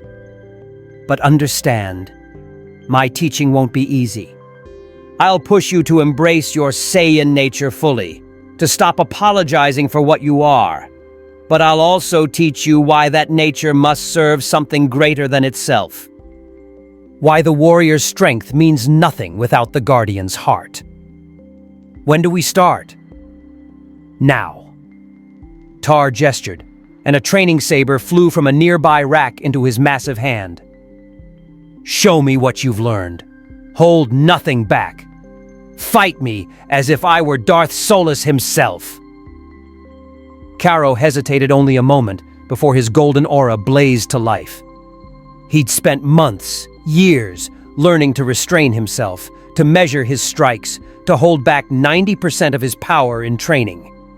Now he was being told to unleash it. The permission felt like chains breaking.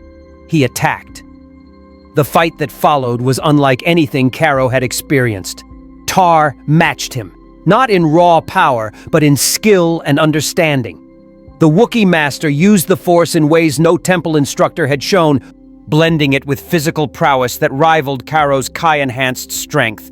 He forced Caro to adapt, to think, to use his power creatively rather than just overwhelming opposition with superior force.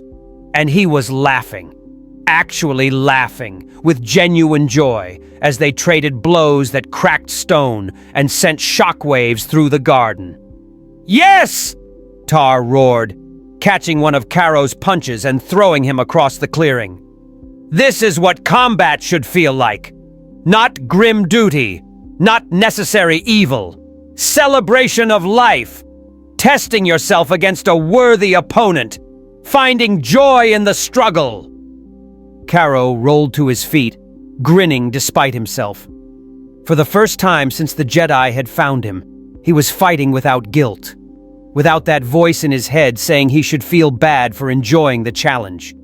His Saiyan blood sang with approval. His ki blazed brighter than ever, and his heart felt lighter despite the intensity of combat. "You understand," he said, appearing behind Tar for a strike that the Wookiee barely blocked. "I understand that strength is a gift, not a curse. That enjoying combat doesn't make you evil. It makes you alive." Tar spun, his saber humming. But I also understand that this joy must serve a purpose. We fight not to prove superiority, but to grow stronger so we can protect those who need us. The difference is everything. They fought for an hour, neither truly winning, both learning. When they finally stopped, both breathing heavily, Caro felt something he hadn't experienced in years: peace, internal harmony between his two natures. "Will you teach me?" he asked. "I already am," Tar replied. "But Caro, understand that my path leads somewhere the Jedi cannot follow. I'll teach you to embrace your warrior spirit fully, to find joy in combat without shame, to use your full power without restraint when necessary. But I'll also teach you the consequences of that power, the responsibility it carries, the wisdom required to wield it properly." The Wookiee's expression grew grave. "And I'll prepare you to face Darth Solus, because that confrontation is coming, sooner than any of us would like. And when it arrives, you'll need to be fully yourself, warrior and guardian, Saiyan and Force-sensitive, merged into something the galaxy has never seen." "I'm ready," Caro said. "No, not yet, but you will be." Tar placed a massive hand on Caro's shoulder. "The Sith Lord wants you to embrace power for its own sake, to become a conqueror, a destroyer, a being defined only by strength. We're going to prove him wrong. We're going to show him that power in service of compassion is stronger than power in service of self, that a warrior who fights for others will always surpass a warrior who fights for glory." In the deep core, Darth Solus felt the shift through the dark side. The boy had found a teacher, had begun to reconcile his conflicting natures. Interesting. This complicated things, but also made them more intriguing. A fully realized Caro would be a greater challenge to corrupt, but also a greater prize when he finally fell. "Let them train you, little Saiyan," Solus whispered. "Let them make you strong, teach you discipline, show you what you're capable of. And when you stand before me at the height of your power, confident in your philosophy and your strength, I'll show you the one truth that shatters all others, that in the end, when everything you love hangs in the balance, philosophy becomes luxury and power becomes necessity. You'll embrace the darkness not because I forced you, but because protecting what you love will demand it." The Sith Lord smiled, patient as always. 3,000 years of waiting had taught him that the sweetest victories came to those who understood timing. And Caro's time, the moment when his philosophy would be tested beyond breaking, was approaching like a storm on the horizon. All Solus had to do was wait for the perfect moment to strike. 2 years passed like a storm, intense, transformative, relentless.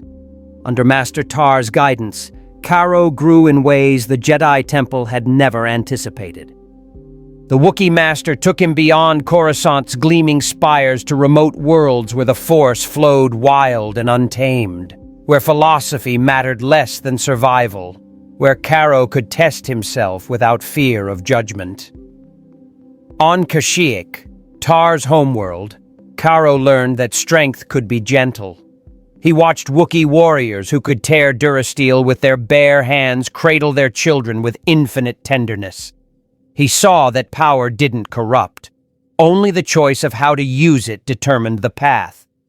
On Dagobah, in swamps thick with dark-side presence, he learned to face his own darkness without flinching.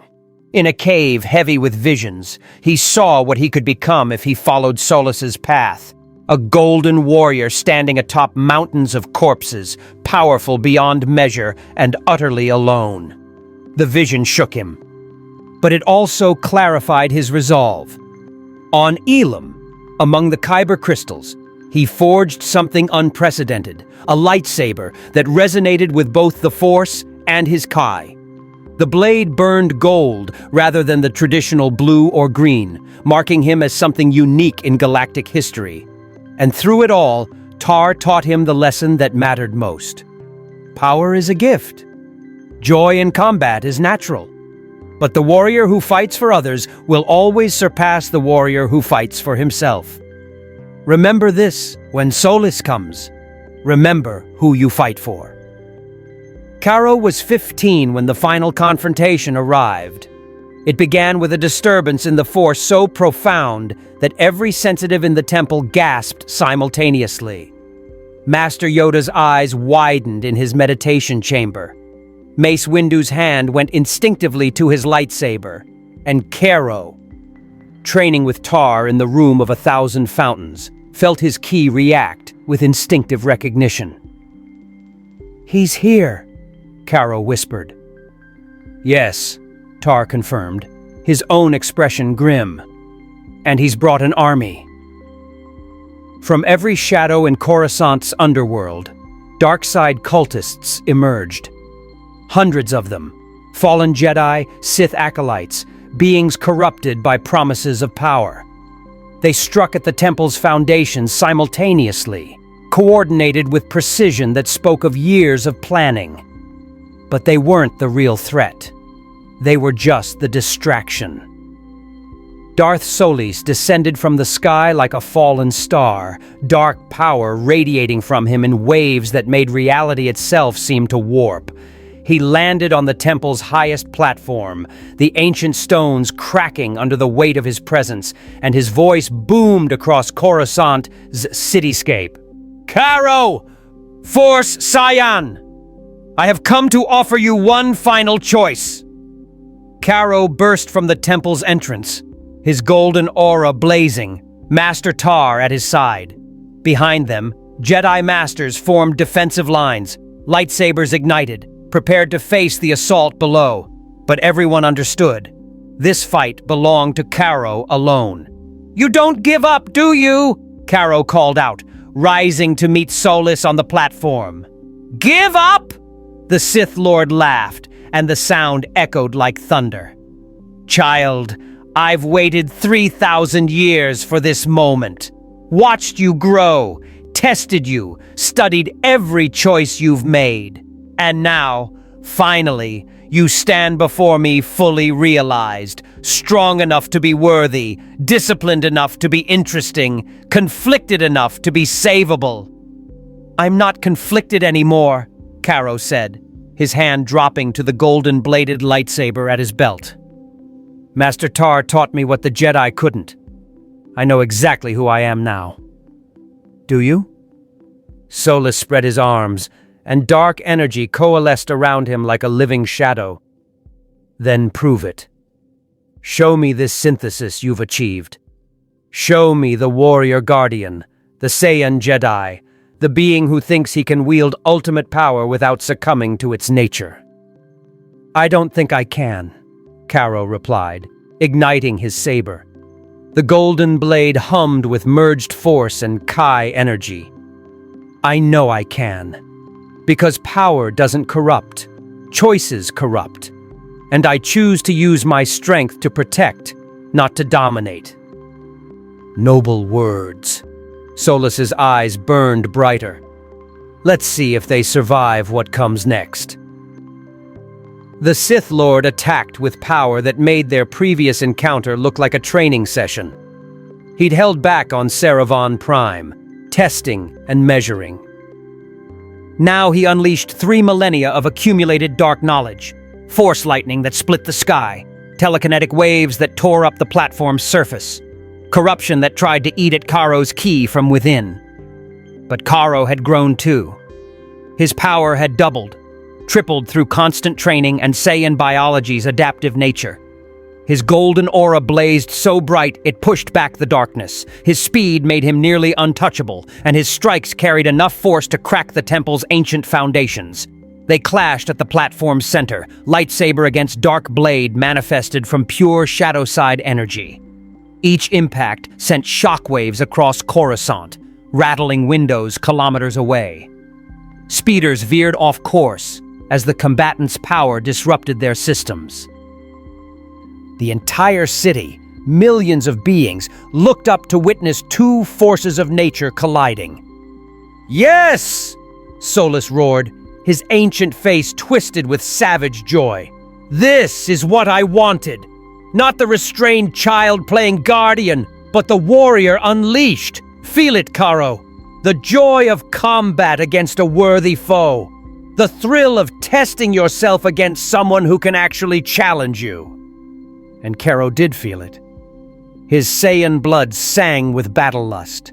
His ki surged higher with each exchange, and part of him, the part that was pure warrior, reveled in having an opponent who could push him to his limits.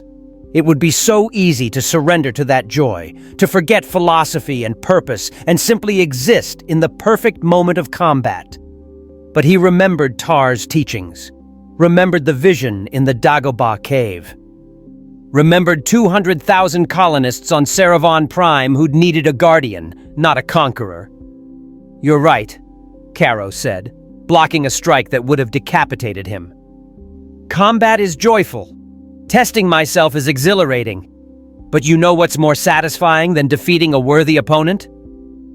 He spun, his kick catching Solus in the ribs with enough force to send the Sith Lord skidding backward. "Knowing that my strength protects people, that every day I train, every limit I surpass, I'm becoming a better guardian. That's what makes me stronger than you, Solus. Not my ki, not my Saiyan biology, my purpose." "Purpose?" Solus spat blood, his regeneration already healing the damage. "Purpose is what the weak tell themselves to justify their limitations. You could reshape this galaxy, could become its supreme protector, its ultimate authority. With your power, you could enforce peace across every system, eliminate threats before they emerge, rule not through tyranny, but through benevolent strength." "And who decides what's a threat?" Karo countered. "Who decides what benevolent means? Me? One being, no matter how powerful, making choices for billions?" He shook his head. "That's not protection, Solus. That's tyranny dressed in noble words. The Jedi understand something you never will, that real strength isn't about controlling others. It's about giving them the freedom to make their own choices, and stepping in only when those choices threaten the innocent." "Philosophy!" Solus snarled. "Weakness disguised as wisdom." His power surged again, darker and more terrible than before. "Let me show you what happens to philosophy when faced with absolute power." The Sith Lord began to transform, his body elongated, dark energy replacing flesh, until he stood 3 meters tall, a being of pure dark side manifestation, power condensed into semi-physical form. His voice became legion, echoing with the voices of thousands of Sith who'd come before. "I am eternal. I am the culmination of 3,000 years of Sith knowledge. I am what happens when one being refuses to accept limits." The dark entity that had been Solus raised both hands. "And I will show you that your compassion is suicide." He struck with everything he had. Dark side energy that could have annihilated star systems, focused into a single devastating attack. The platform vaporized beneath them. The temple's upper levels crumbled. Even the Jedi Masters below had to raise barriers to protect themselves from the overflow of power. Karo met the attack head-on. His golden aura exploded outward, his ki merging completely with the Force in a synthesis that had never existed before. He drew on everything. His Saiyan warrior's heart, his Jedi training, Tar's teachings about purpose and joy. Every lesson learned and every limit surpassed. And in that moment of perfect clarity, he transformed. His hair blazed golden, standing even more rigid than before. His eyes shifted to teal, burning with power that transcended physical limits. Lightning, not dark, not light, but pure energy, crackled around his form. He'd achieved something unprecedented. Super Saiyan merged with Force mastery, a state the galaxy had no name for. "You want to see my full power?" Karo's voice resonated with harmonics, his merged energies creating sound waves that rippled through reality. "Fine, but understand, I'm not unleashing this to dominate you. I'm unleashing this to protect everyone you'd hurt if I held back. This is what a warrior guardian looks like, Solace. This is what happens when power serves purpose instead of pride. He moved. Faster than light, faster than thought. He appeared in front of the dark entity and struck. His fist, reinforced with ki and force, connected with the manifestation's core. The impact created a shockwave visible from orbit, a golden flash that briefly outshone Coruscant's sun. Solas's dark form cracked. The Sith Lord's eyes widened, actual surprise breaking through millennia of arrogance. "Impossible," he whispered. "Your power, it's growing." "In combat, Saiyan biology," Caro explained, his voice still resonating. "We grow stronger through battle, adapt to opposition, and you just pushed me further than I've ever gone before. Thank you for that." He struck again, and again. Each blow precision calculated not to kill but to shatter, breaking apart the dark manifestation, disrupting the techniques that held it together, dismantling 3,000 years of accumulated power with sheer, overwhelming force, guided by perfect control. Solace tried to fight back, tried to corrupt, to manipulate, to use every technique in his vast arsenal.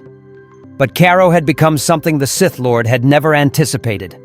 A being of pure power who refused to be corrupted by it. Every attack was countered, every dark whisper ignored, every temptation recognized and dismissed. Finally, with a strike that sent golden light washing over all of Coruscant, Caro shattered the manifestation completely. Solas's physical form reconstituted, collapsing to the broken platform, his power depleted, his body ancient and frail without dark energy to sustain it. "You should have killed me immediately," Solas gasped, his voice barely audible. "Restraint was your mistake." "No," Caro said, his transformation fading as he knelt beside the fallen Sith Lord. "Restraint was my choice. You're defeated, Solas. Your power is broken. You don't need to die. You need to understand that your philosophy was wrong." "Wrong?" A weak laugh escaped the ancient being. "I pushed you to this height, made you transform. Without me, you'd still be a confused child." "Maybe," Caro acknowledged. "But that doesn't make your path right. You thought power alone mattered. That philosophy was weakness. But I'm stronger than you precisely because I had something worth protecting. Something worth restraining myself for. That purpose gave my power direction, meaning strength beyond what raw force alone could achieve." Solas's eyes dimmed, his ancient life finally reaching its end. But before darkness claimed him completely, he smiled, a genuine expression that held something like respect. "Perhaps you've forged something new. Prove me wrong, little Saiyan. Show the galaxy that power and compassion can coexist." His voice faded to nothing. "I almost wish I could see it." The Sith Lord's body turned to ash, carried away on Coruscant's endless winds. 3,000 years of accumulated darkness dissipated, leaving only a fallen warrior who'd been proven wrong by someone who refused to become what he'd predicted. Caro stood slowly, exhausted but whole, and looked out over Coruscant. Below, Jedi had defeated the last of the cultist army. The city still stood. The temple remained. And on every platform, every skyway, every visible surface, beings looked up at the golden warrior who'd saved them. Master Yoda appeared beside him, his presence warm and proud. "Done well you have. Proven what I knew, but could not teach. Your own path you have forged. Warrior and guardian merged at last." "What happens now?" Caro asked, suddenly feeling very young despite everything he'd accomplished. "Now?" Yoda smiled. "Now you continue. Learn, you still have much to. Grow, you will continue to. But fear your power, you need not. Trust yourself, I do. And proud I am of what you have become." Caro looked at his hands, the hands that could destroy planets or protect them, depending on the choice he made each day. He thought about the journey from that crash landing on Jeddah to this moment, standing victorious, not through conquest, but through synthesis. He'd proven that power and compassion weren't opposites. They were partners in something greater than either alone. "I'm not Jedi," he said softly. "Not fully. And I'm not purely Saiyan warrior either. I'm something else." "Yes," Yoda agreed. "Something the galaxy needs. A guardian who embraces strength without shame. A warrior who fights with joy for others rather than glory for himself. A being who proves that power, when guided by heart and purpose, can serve light without becoming darkness." The ancient master's eyes twinkled. "The Force Saiyan, legends will call you. And your legend, young Caro, is just beginning." In the years that followed, Caro's legend spread across the galaxy like wildfire. The warrior with the golden aura who'd defeated a Sith Lord older than the Republic itself. The guardian who could move faster than light yet chose restraint over annihilation. The being who proved that immense power didn't have to corrupt. That joy in combat could coexist with compassion for life. He never became a traditional Jedi. The Council recognized that his path required freedom their structure couldn't provide. Instead, he became something unprecedented. An independent, Force-sensitive warrior who worked alongside the Jedi but followed his own code. When darkness threatened, when evil rose in corners the Republic couldn't reach, Caro was there, not as conqueror or tyrant, but as the guardian he'd always meant to be. Master Tar remained his closest advisor, teaching other Force-sensitives who struggled with similar conflicts, those whose power or nature didn't fit traditional Jedi philosophy. Together, they created a new understanding, that the Force expressed itself in infinite variety, and trying to force all beings into one mold served neither the Force nor the galaxy. Young Jedi whispered about him in training halls. Sith cults learned to fear the Golden Warrior who'd shattered their ancient master. Common people across thousands of worlds knew that somewhere in the galaxy, a protector existed who combined impossible strength with genuine kindness. And on quiet nights, when Caro meditated in whatever remote location his wanderings had taken him, he thought about the journey, about a Saiyan pod crashing into a galaxy unprepared for what it represented, about Jedi who'd taken a risk on something they didn't understand, about a Wookiee master who'd taught him that being fully himself was not just acceptable but necessary. He'd faced the darkness, both external and internal, and emerged stronger for it. Not because he'd suppressed his warrior nature, but because he'd found a way to honor it while serving something greater. His Saiyan blood gave him power, his training gave him discipline, his heart gave him purpose. And the synthesis of all three created something the galaxy had never seen. A warrior guardian who proved that strength and compassion weren't opposites, but partners in protecting all life. The Force flowed through him, around him, alongside his ki, in eternal harmony. And when he looked to the stars, ready for whatever challenges the galaxy would present next, he smiled, not with a conqueror's arrogance, but with a guardian's certainty. He knew who he was. He knew what he fought for. And he knew that as long as the innocent needed protection, as long as darkness threatened the light, the Force Saiyan would be there, golden aura blazing, warrior's heart singing, proving with every battle that power in service of compassion was the strongest force the galaxy would ever know. May the Force be with you, More stories await.